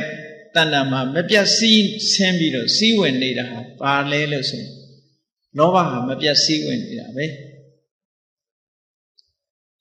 မှားရတဲ့အယူဝါဒတွေဟာလည်းမပြတ်စည်းဝင်နေတဲ့သဘောပဲဒီကမ္ဘာလုံးအပြန့်အနှံ့လူပြည်တွေမကဘူးနတ်ပြည်ဗြဟ္မပြည်ထိအောင်စည်းဝင်နေတယ်အဝိဇ္ဇာဆိုတဲ့သဘောတရားတွေကလည်းစည်းဝင်နေတယ်ကာမတဝတဲ့ဘဝတဝတဲ့ဒိဋ္ဌတဝတဲ့အဝိဇ္ဇာတဝအာတဝတရား၄ပါးလို့ခေါ်တယ်အဲ့ဒီအာတဝတရား၄ပါးကိုတရားကိုကောက်လိုက်ရင်ကာမတဝနဲ့ဘဝတဝဆိုတာလောဘကိုပြောတာဒိဋ္ဌတဝဆိုတာဒိဋ္ဌိကိုပြောတာအဝိဇ္ဇာတဝကမောဟကိုပြောတာစွမ်းအားထက်ပြီးတော့တတ္တဝါတွေရှိသမျှဘုံဌာနတွေအမြဲမပြတ်စည်းဝင်နေတဲ့သဘောတရားတွေသို့မဟုတ်တန်တရားထဲမှာအလွန်ကိုကြာညောင်းခဲ့တဲ့အချင်းပေါက်နေတဲ့သဘောတရားတွေလို့ဒီလိုဆိုလိုတာပဲအဲ့ဒီအာတဝတွေကိုလည်းသိတယ်အာတဝရဲ့အကြောင်းတရားကိုလည်းသိတယ်အာတဝချုပ်ရာနိဗ္ဗာန်ဆိုတာကိုလည်းသိတယ်အာတဝချုပ်ရာရောက်ကြောင်းမဂ္ဂင်၈ပါးအကျင့်တရားဆိုတာကိုလည်းသိတယ်လို့ဆိုတဲ့ဒီအသိဟာတမ္မာဒိဋ္ဌိပါပဲလို့အဲ့ဒီမဇ္ဈိမနိကေမှာလာတဲ့တမ္မာဒိဋ္ဌိတုတ်မှာရှင်သာရိပုတ္တရာမထေရကဒီလိုရှင်းပြီးတော့ဟောထားတယ်အဲ့တော့ရှင်သာရိပုတ္တရာရဲ့နိနာနေတရားကိုယူပြီးတော့အကျယ်ချက်ကြည့်မယ်ဆိုလို့ရှိရင်တရားတော်နဲ့ပတ်သက်ပြီးတော့ကြည့်စရာတွေအများကြီးပဲပေါ့အလုံးသိသိလိုက်တာတွေကိုသိတာအဲ့ဒါတမ္မာဒိဋ္ဌိပဲလို့ဒီလိုဟောလို့ရင်ဖြစ်တယ်ပေါ့ဒါဖြင့်ကောင်းပြီဘုန်းကြီးတို့တွေရဲ့တဏ္ဍာမှာပရတောခောတလို့ဆိုတဲ့တရားနာရတာရဲ့ယောနိသောမနတိကာရဆိုတဲ့အသိဉာဏ်နဲ့စဉ်းစားနိုင်တာရဲ့ဒီနှစ်ခုကြောင့်တမ္မာဒိဋ္ဌိဆိုတဲ့အပင်ကလေးတစ်ခုပြိုးမိပြီကိုယ့်ရဲ့ရင်ထဲနှလုံးထဲမှာရောက်လာပြီဆိုလို့ရှိရင်ရှင်သန်ထွားကြိုင်အောင်မလုပ်ရမလဲဘုန်းကြီးတို့တွေသစ်ပင်လေးတစ်ပင်စိုက်တယ်သစ်ပင်လေးတစ်ပင်စိုက်တဲ့အခါမလုပ်ရမလဲကြည့်မယ်ဆိုလို့ရှိရင်မြေတော်မြောက်ပေးရတယ်အဲ့ဒီသစ်ပင်ပေါ်မှာလာပြီးတော့ကြတဲ့ပိုးတွေဘာတွေပင်ကူမှင်တွေဒါတွေကိုဖယ်ရှားပြရတယ်သစ်ပင်စိုက်တဲ့လူတွေဒါတွေသိတယ်နော်ဟုတ်လားရေလောင်းတယ်ပေါင်းတင်တယ်နောက်ပြီးတော့ဗာမြေဩဇာထည့်ပေးရတယ်ဖာတလိုက်ဇာထည့်ပေးရတယ် စိတ်တို့နွားတို့မစားရအောင်ခြံခတ်ပေးရတယ်ဟောတစ်ပင်နဲ့ပတ်သက်ပြီးတော့စောင့်ရှောက်တယ်အဲ့ဒါလို့စောင့်ရှောက်လိုက်လို့ရှိရင်ထိုတစ်ပင်လေးဟာအညွန့်တလူလူနဲ့တက်လာပြီးတော့နောက်ဆုံးမှာလှပတဲ့အပွင့်လေးတွေပွင့်လို့လိုချင်တဲ့အသီးလေးတွေကိုတီးပေးမှဖြစ်တယ်ဘုန်းကြီးတို့တွေရဲ့တဏ္ဍာမှာလည်းပဲအခုပြောခဲ့တဲ့ပရတောကောသနဲ့ယောနိသောမနတိကာရဆိုတဲ့အကြောင်းတရားလေးနှစ်ခုပေါ်မှာအခြေခံပြီးတော့တမ္မာဒိဋ္ဌိဆိုတဲ့အပင်ကလေးပြိုးမိထားပြီဝိပဿနာတမ္မာဒိဋ္ဌိပဲဖြစ်ဖြစ်နော်ကာမတက္ကတာတမ္မာဒိဋ္ဌိပဲဖြစ်ဖြစ်အဲ့ဒီအပင်ကလေးပြိုးမိထားတယ်ပြိုးမိထားတဲ့ဟောဒီအတိညာလို့ခေါ်တဲ့တမ္မာဒိဋ္ဌိပင်ပြိုလေးရှင်သန်နေအောင်ဘာတွေလုပ်ပေးတဲ့သလဲဆိုတာကိုလည်းမြတ်စွာဘုရားကဟောထားတာရှိတယ်အဲ့ဒီတုတ်ကိုအနုဂဟိတတုတ်လို့ခေါ်တယ်စာပေကိုစိတ်ဝင်စားလို့ရှိရင်တော့အင်္ဂုတ္တရနိကာယပိစကနိဗ္ဗတ်ဆိုတာကိုဖတ်ကြည့်လို့ရှိရင်တွေ့တယ်အနုဂဟိတတိတ်အနုဂဟိတဆိုတာအထောက်ကူပြုခြင်းကုညီထောက်ပံ့ပေးခြင်းဆိုတဲ့အဓိပ္ပာယ်ရတယ်အဲ့ဒီအနုဂဟိတတုတ်ကိုဖတ်ကြည့်မယ်ဆိုလို့ရှိရင်မိမိတို့ရင်ထဲမှာပြိုးမိထားတဲ့တမ္မာဒိဋ္ဌိဆိုတဲ့အပင်လေးကိုဘာနဲ့ထိမ့်သိမ်းဆောက်ရှောက်ပေးရမလဲတမ္မာဒိဋ္ဌိဆိုတဲ့အသိဉာဏ်လေးရှင်သန်ထွားကြိုင်းလောက်အောင်ဘာလုပ်ပေးရမလဲဆိုတာကိုမြတ်စွာဘုရားဟောထားတာရှိတယ်ဘာနဲ့အထောက်အကူပြုရမလဲနံပါတ်1ကသီလာနုဂဟိတာကိုခြင်းတရားနဲ့အထောက်အကူပြုပေးထားပါကိုချင်းတရားပြက်ပြီဆိုလို့ရှိရင်ဒီတမ္မာဒိဋ္ဌိဟာရှင်သန်နိုင်ခြင်းမရှိဘူးနော်ကိုချင်းတရားလို့ဆိုလို့ရှိရင်ကဲတစ်ပင်လေးတစ်ပင်တော့ပြိုးတော့ထားပါရဲ့ခြံစည်းကိုကာမထားဘူးဆိုလို့ရှိရင်အကောင်မလောင်တွေကဝင်ပြီးတော့မစားပေဘူးလား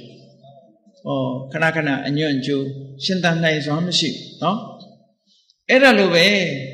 မိမိတဏ္ဍာမှာရှိတဲ့တမ္မာဒိဋ္ဌိဆိုတဲ့ဒီအသိဉာဏ်လေးရှင်သန်ဖို့အတွက်ကိုချင်းတရားဆိုတာလေးနဲ့ခြံခတ်ပေးဖို့လိုတယ်ပြောတာကိုချင်းတရားသီလာနုဂဟိတတမ္မာဒိဋ္ဌိတမ္မာဒိဋ္ဌိဆိုတဲ့အသိဉာဏ်လေးကိုကိုချင်းတရားလေးနဲ့ပံ့ပိုးပေးပါတဲ့ထောက်ကူပြုပေးပါဒါကြောင့်မို့ကိုချင်းတရားခိုင်ခိုင်မာမာရှိရမယ်ဒီကိုချင်းတရားဆိုတော့ဘာတွေလဲလို့မေးစရာရှိတယ်မြတ်စွာဘုရားကလွယ်လွယ်လေးဟောထားတာကိုချင်းတရားဆိုတာမလုပ်ရတာကိုမလုပ်ဖို့နဲ့လုပ်ရမယ့်ဟာကိုလုပ်ဖို့ပါဒီနှစ်ခုပါစာလို့ပြောလို့ရှိရင်ဝါရိတ္တသီလတားမြစ်ထားလောကမှာလည်းပဲဥပဒေနိုင်ငံတော်အစိုးရတွေကချမှတ်ထားတဲ့ဥပဒေဆိုတာမလုပ်ရဘူးနဲ့လုပ်ရမှာနှစ်ခုပဲရှိတာပါဒီနှမျိုးပဲရှိတာမဟုတ်လားလောကလူတွေမှာကိုချင်းတရားဆိုတာလည်းမလုပ်ရမှာနဲ့လုပ်ရမှာဒီနှစ်ခုတည်းပဲရှိတယ်အကျဉ်းချုပ်လိုက်လို့ရှိရင်အေးမလုပ်ရဘူးလို့ပြောတာဝါရိတ္တသီလလုပ်ရမယ်လို့ပြောတာစာရိတ္တသီလကဲမလုပ်ရဘူးလို့ပြောတာအလုံးသိတဲ့အတိုင်းပဲပါဏာတိပါဒအရိဏဒါနဆိုတဲ့ဒီ၅ပါးသီလနဲ့ပတ်သက်တဲ့ပြစ်မှုတွေအဲဒီကိုမလုပ်ရဘူးလို့ပြောတာအဲ့ဒါတွေလုပ်လို့ရှိရင်တမ္မာဒိဋ္ဌိဟာရှင်သန်မှာမဟုတ်ဘူးတဲ့ဒါကြောင့်တမ္မာဒိဋ္ဌိရှင်သန်ခြင်းမလုပ်ရမယ့်ဟာကိုရှောင်ဖို့လိုတယ်ဒါဖြင့်လုပ်ရမှာဟာဘာတွေလဲလှုပ်တဲ့လှုပ်ထိုက်တာကကြည့်လေစာရိတ္တသီလဆိုတာမိဘဆိုတာပြုစုလုပ်ကြွရတယ်ကုသိုလ်ကောင်းမှုတွေဆိုတာလုပ်ရတယ်စသဖြင့်လောကမှာလှုပ်တဲ့လှုပ်ထိုက်တာတွေကိုမြတ်စွာဘုရားညွှန်ထားတယ်လူရလွတ်ဖြစ်လာလို့ရှိရင်လူလောကအကျိုးပြုတဲ့လုပ်ငန်းတွေဒါလုပ်ရမှာပြောတယ်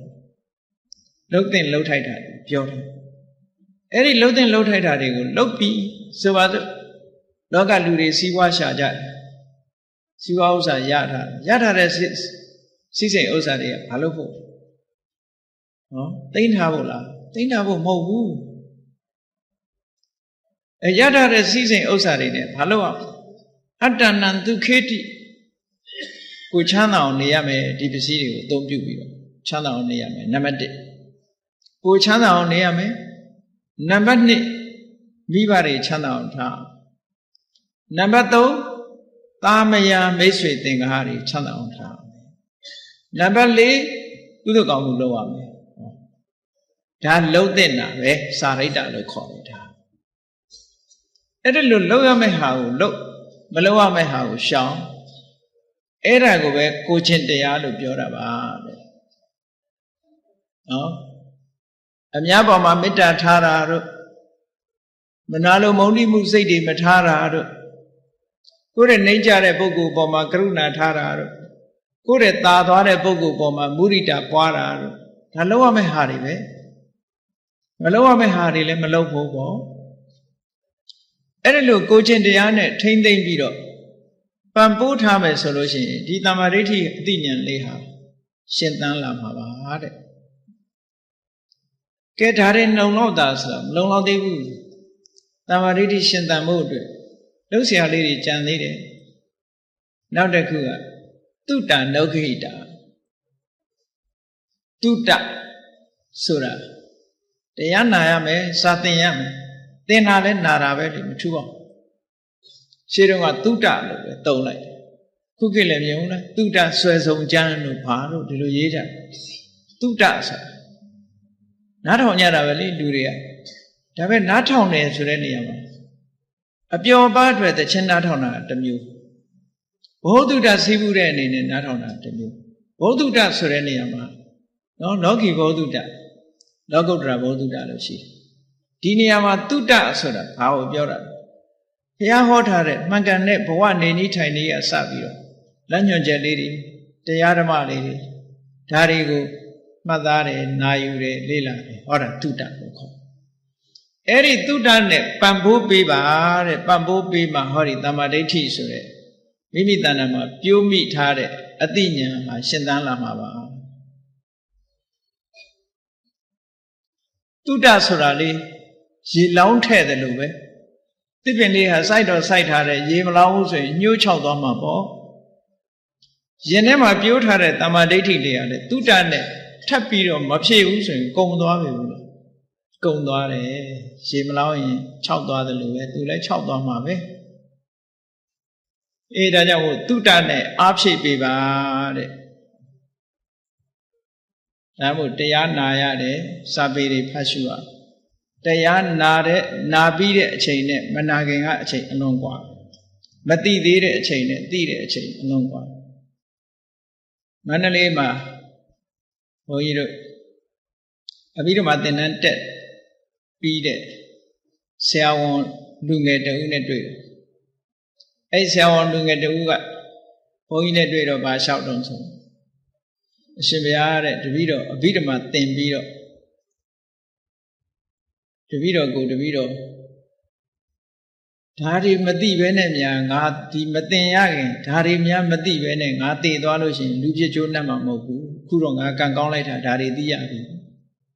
ဟောလူဘဝရလာဓာသိတာမှမဟုတ်ပဲကိုအဘိဓမ္မာသင်တန်းတက်လိုက်လို့ဓမ္မအသိတွေသူကျင်နဲ့ရောက်လာတဲ့အခါမှာအပဒယသူပြောဓာရီမသိပဲနဲ့များတည်သွားရင်ငါလူပြစ်ချိုးနှက်မှာမဟုတ်ဘူးလို့တပည့်တော်စဉ်းစားမိတယ်ဗျာလျှောက်ဖို့တယ်မှတ်နေတန်ဒီအသည့်တွေမရဘဲနဲ့တည်သွားလို့ရှင်လူဆိုတာဘာတန်ဖိုးရှိလောကမှာလူတွေကလူဘဝမှာရောက်လာတဲ့အခါမှာစားစရာရှားတာဝတ်စရာရှားတာနေစရာရှားတာဒါထုံးစံလူမှမဟုတ်ဘူးတိရစ္ဆာန်တွေလည်းသူတို့စားဖို့နေဖို့ရှားကြတာပဲငှက်ကလေးတွေလည်းအသိလောက်တာပဲဒါသူတို့နေစရာရှားတာပဲလေမရှားတာပဲဒီကောင်နေနောက်တစ်ကောင်ရှားတာလဲရှားတာပဲလူတွေလည်းဒါရှားနာပဲဟုတ်ကဲ့အဖော်ရှားတာလဲရှားတာပစ္စည်းရှားတာလဲရှားတာဘဝယတ္တိရေးအတွက်စားစရာဝတ်စရာနေစရာရှားတဲ့ဟာဘာမှထူးဆန်းတယ်မဟုတ်ဘူးသက်ရှိတတ္တဝါမှန်သမျှရုန်းကန်ပြီးရှားပွေးနေတဲ့အဆင့်ပဲရှိတယ်ထူးခြားတာတစ်ခုမှမပါဘူးဓမ္မအသိဉာဏ်ကိုမှမရှာနိုင်ဘူးဆိုလို့ရှိရင်လူဆိုတာဟာဘာထူးမှာတော့တိရစ္ဆာန်နဲ့မထူးလေတိရစ္ဆာန်တွေလည်းဒီဆင့်တော့ရှာတာပဲသူတို့လည်းရှာတာပဲလေအေးဒါကြောင့်မလို့လူဖြစ်လာတဲ့ဆိုရင်တို့တာမန်တဲ့မကရှာရမယ်အဲ့ဒါပြောတာတုတ္တဆိုကဲကောင်းပြီတုတ္တဆိုတာရေလောင်းပေးတာလေအလားတရာတူတယ်အေးရေလောင်းနေပြီမလို့ တစ်ပင်မှာတခါကြတော့ပိုးကောင်လေးတွေဖမ်းယူဖို့ဆိုပြီးတော့မြင်မှုကြလိုက်မယ်ပင်ကူအိမ်နေလာလောက်တတ်တယ်လေပင်ကူတွေကနေလာပြီးတော့အိမ်နေဖွဲ့တတ်တယ်အပင်လေးတွေအကိုင်းလေးတွေရစ်ပတ်ထားတယ်သူကကြိုးနဲ့တုတ်ထားသလိုပဲအပင်လေးတွေအညွန့်လေးတွေလာပြီးတော့တုတ်ထားအဲ့ဒီဟာလေးတွေလည်းဖယ်ရှားပစ်ဖို့လိုသေးတယ်အနှုတ်ဖို့ဆိုရင်တစ်ပင်လေးဟာထွားထွားကြမ်းကြမ်းရှင်းရှင်းတန်တန်ဖြစ်မှာမဟုတ်ဘူးအဲ့ဒီလာပြီးတော့ပိုးမြင်နေလာတန်းသွားတာကိုဖယ်ရှားပစ်ဖို့လိုတယ်ထို့တူပဲလူတွေဟာတုတ္တဆိုတာရှိပေမဲ့လို့ပိုးမြင်တန်းတယ်လို့ပဲတခါကျတော့မရှင်းလင်းတဲ့အချက်တွေအများကြီးရှိတယ်မို့လားအေးတရားတော်နာတယ်ဒီတရားတွေကမရှင်းလင်းတဲ့အချက်တွေမသိကြတဲ့အချက်တွေဇဝေဇဝါဖြစ်နေတဲ့အချက်တွေအဲ့ဒါတွေအတွက်လည်းလုပ်ပြီးဖို့လိုသေးတယ်တဲ့အဲ့ဒါကကြတော့တာကိစ္ဆာနုဂဟိတာတမ္မာဒိဋ္ဌိမြတ်စွာဘုရားကတရားဟောတာအလွန်တောင်းစီတယ်ပြောစရာမရှိဘူးအေးတုတ္တပြီလို့ရှိရင်တာကိစ္ဆာဆိုတာဆွေးနွေးတာမေးမြန်းတာဘယ်ဟာလေးဖြင့်မရှင်းလို့ဘယ်ဟာလေးဖြင့်ရှင်းအောင်ဆွေးနွေးခြင်းလေ့လာခြင်းမေးမြန်းခြင်းဖြင့်မရှင်းတဲ့အချက်တွေရှင်းတယ်တန်တရားဖြစ်နေတဲ့အချက်တွေတန်တရားကင်းသွားတယ်အဲ့ဒါဘာနဲ့တူလို့ဆိုပိုးမြင်လေးတွေဖယ်ရှားပြစ်တာနဲ့တူပါတယ်တမ္မာဒိဋ္ဌိဆိုတဲ့ပြိုးပင်လေးပေါ်မှာလာပြီးတော့ရစ်နှောင်ထားတဲ့မရှင်းလင်းတဲ့တန်တရားတွေဖယ်ရှားပြစ်လိုက်တယ်တာကိစ္ဆာနဲ့ဖယ်ရှားပြစ်ရမယ်ဒါပြောတယ်ဆွေးနွေးတယ်သို့တော့ဒီတာကိစ္ဆာဆိုတာကိုအလွဲသုံးစားလောက်တတ်တာလည်းရှိသေးတယ်ဗမာပြည်မှာတရားဆွေးနွေးပွဲဆိုပြီးတော့ရံဖြစ်ကြတာလေထပြီးတော့ရံဖြစ်ကြတယ်အဲ့ဒါကြတော့တရားဆွေးနွေးတာမဟုတ်မတရားဆွေးနွေးနေတာသူတို့ကအဲ့ဒီတချို့ကတရားဆွေးနွေးတယ်ဆိုကြတဲ့သူကငါသိတယ်ငါတတ်တယ်ငါတော်တယ်ဆိုတာကိုပြခြင်းလို့လုပ်တာဆိုရင်အဲ့ဒီကလေးကမှားနေပြီရည်ရွယ်ချက်ကနော်အညာမှာအလှမတ်တက်တွေပါလေရှိရင်အဖိုးကြီးတွေစကားဝိုင်းသွားငယ်ငယ်တုန်းကတွေ့ဘူးတယ်ညင်းညခုံကြအလှရှင်ကနေမတ်တက်ထဲမှာလူလေးစီအောင်လို့ဆိုပြီးတော့အဖိုးကြီးတွေကိုလက်ဖက်ရည်ဝိုင်းလေးချပေးထားရှင်တွေးချမ်းလေးတကရားချပေးထားလက်ဖက်တုံနဲ့ချင်းတုံအဲ့ဒါလေးစားပြီးအဖိုးကြီးတွေစကားညင်းကြတယ်လေတရားညင်းကြတယ်ဘာညင်းတယ်ကြမ်းကြမ်းဖန်ဖန်ညင်းတယ်လက်ဖက်ပကံဒါရုပ်လားနံလားဆိုလက်ဖက်ပကံစောင့်ချပြီးတော့ရုပ်လားနံလားဆိုစောင့်ချမှတော့လက်ဖက်ပကံကွဲသွားတယ်ပေါ့အဲ့ဒါလို့လက်ဖက်ပကံကွဲအောင်ညင်းကြတာတွေလည်းရှိသေးတယ်ဒါမှအကျိုးမရှိပဲနဲ့လေဒီဆရာတော်ကြီးကတတိပေးတယ်လေတပိုင်းကြောင့်ကြက်စာရယုံနဲ့ခက်ပါလသဘောညင်တက်မာနအပြောတန်နဲ့ဒေါသမန်ထူပွားဆိုစာလေးကိုနာတစ်ကြောင်ဒီနာတစ်ကြောင်ကြက်ပြီးတော့ဒါလေးကိုအဟုတ်ထင်ပြီးတော့ညင်းနေကြတကယ်တက်ပြီဆိုရင်ညင်းစရာတခုမှမရှိတော့မတက်တဲ့လူကညင်းတာမြတ်စွာဘုရားကဟောထားတာနော်ဇနာဧကင်္ဂဓာတိနောတဲ့အကုန်မြင်းနေလို့ရှိရင်ညင်းစရာတခုမှမရှိဘူးတဲ့တချမ်းမြင်တဲ့လူတွေညင်းနေကြတယ်ကြည့်လေဆင်ကိုတစ်မျိုးစီပြထားတဲ့မျက်ကန်းတွေမျက်မမြင်သူကန်းတွေဟာဆင်ကိုညင်းနေကြတာလေသူတို့ဆင်တစ်ကောင်လုံးမြင်မှုတာမဟုတ်ဘူးတချို့ကောင်ကအမြည်ကင်ပြီးတော့ဒါဆင်လို့ပြောတာတချို့ကအစွဲကင်ပြီးတော့ဆင်လို့ပြောတချမ်းပဲမြင်တာသူတို့အဲ့ဒီတချမ်းမြင်နေညင်းကြတာပဲအမှားတော့ညင်းပြီဆိုရင်တချမ်းမြင်လို့သာမှတ်ပြီးတော့အပြည့်စုံညင်တဲ့လူကညင်းစရာကိုမရှိဘူးနော်ဘုန်းကြီးတို့တခါတော့ကဖတ်စာအုပ်ထဲကလေးပြောဥပါတယ်နော်ဖတ်စာအုပ်ထဲကမှတ်သားစရာလေးတွေ there are two sides in every question ဆိုတဲ့ခေါင်းစည်းလေးနဲ့ရေးထားတာအမှန်တန်စိတ်ဝင်စားစရာကောင်း every question ပြဿနာတိုင်းမှာအမြင်နှမျိုးရှိပါတယ်ဆို there are two sides in every question ဆိုလူနှစ်ယောက်တောင်ကုန်းလေးပေါ်တက်လာကြအပေါ်မှာချိတ်ထားတဲ့ချင်းသေးရုပ်လေးကိုကြည့်ပြီနော်တယောက်ကရွှေချင်းသေးတယောက်ကငွေချင်းသေးရွှေနဲ့ငွေနဲ့ညင်းပြီးတော့ရံဖြစ်ကြတယ်လေနောက်ကြတော့ဟိုဘက်ကလူဒီဘက်ကြည်စမ်းမှဒီဘက်ကလူဟိုဘက်ကြည်စမ်းမှဆိုတော့ရွှေတစ်ချမ်းငွေတစ်ချမ်းလုံးထားတာကိုအဲ့ဒါကိုမသိဘဲနဲ့ညင်းနေတာတစ်ချမ်းမြင်တာနဲ့ငါပြောတာမှန်တယ်ငါရွှေလို့ပြောတာငါဘက်ကရွှေမင်းဘက်ကမှန်တယ် ဟုတ်လားဟိုလူကလည်းမဟုတ်ဘူးငါငွေဟိုဘက်သွားမကြည့်ဘူးလေကိုယ့်ဘက်ပဲကိုကြည့်ကြတယ်အဲ့ဒါလို့တချမ်းမြင်တာတွေဟာမြတ်စွာဘုရားကိုယ်တိုင်ကလည်းဇနာဧကင်္ဂဓတ္တိနောဧကင်္ဂဓတ္တိနောဆိုတစိတ်တချမ်းလောက်တာမြင်တဲ့ပုဂ္ဂိုလ်တွေကညင်းနေကြတာပါတဲ့အကုန်လုံးမြင်ညင်းစရာဘာမှမရှိဘူးသုတ်တန်တစ်ခုမှဆိုရင်မြတ်စွာဘုရားကတေချာဟောထားတယ်နာဟံလောကေနဝိဝရမိငါလောကကြီးနဲ့မငင်းကုန်ပါဘူးတဲ့လောကောဝမယဝိဝရတိတဲ့လောကကလူသားတွေကသာငါနဲ့ညင်းနေကြတာပါတဲ့ငါဘယ်သူမှမမြင်ဘူးတဲ့လောကလူသားတွေကရှိတယ်ကိုငါရှိတယ်လို့ဟောတာမရှိဘူးကိုမရှိဘူးလို့ဟောတာတဲ့အငင်းပွားနေကြတာကသူတို့ကညင်းကြတာတဲ့ငါမညင်းဘူးအေးဒါကြောင့်မို့လို့တာကိစ္ဆာဆိုတဲ့ဟာဆွေးနွေးတယ်ဆိုတာအငင်းပွဲမဖြစ်စေရဘူးတဲ့တကယ်ကိုတိလို့တဲ့ဆွေးနွေးတာတိချင်လို့ဆွေးနွေးတဲ့ဆွေးနွေးမှုမျိုးပဲဖြစ်တဲ့ပေါ့အဲ့ဒါနဲ့အာပိကူညီထောက်ပံ့ပေးထားလိုက်မယ်ပိုးမြင်နေဖယ်ရှားတယ်လို့ဖယ်ရှားလိုက်မယ်တာကိစ္ဆာနဲ့မရှင်းလင်းတာတွေရှင်းသွားပြီဆိုလို့ရှိရင်တမ္မာဒိဋ္ဌိတွေကရှင်းသားလာအေးတမ္မာဒိဋ္ဌိအခိုင်အမာဖြစ်ဖို့အတွက်ဘာလုပ်ပေးဖို့လိုသေးလဲဆိုတော့တမာရီကျင့်စဉ်ဖြစ်တဲ့သမထကျင့်ပေးဖို့လိုသေးတယ်သမထကျင့်စဉ်လေးကိုကျင့်သမထကျင့်စဉ်ဆိုတာတမာရီစွမ်းထူထောင်တာပါပဲ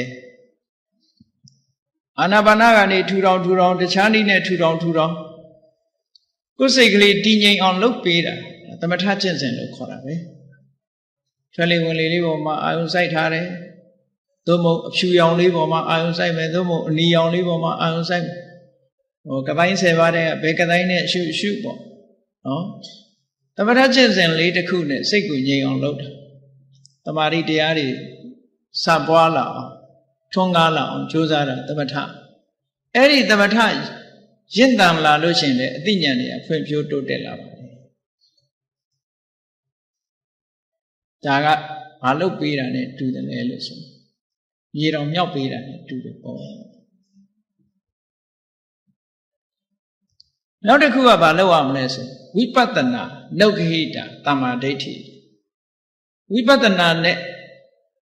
ထောက်ကူပြုပေးရမယ်ဝိပဿနာကျင့်စဉ်တစ်ခုကျင့်ပေးပါအောင်တဲ့ဝိပဿနာကျင့်စဉ်တစ်ခုနဲ့ကျင့်လိုက်ပြီဆိုလို့ရှိရင်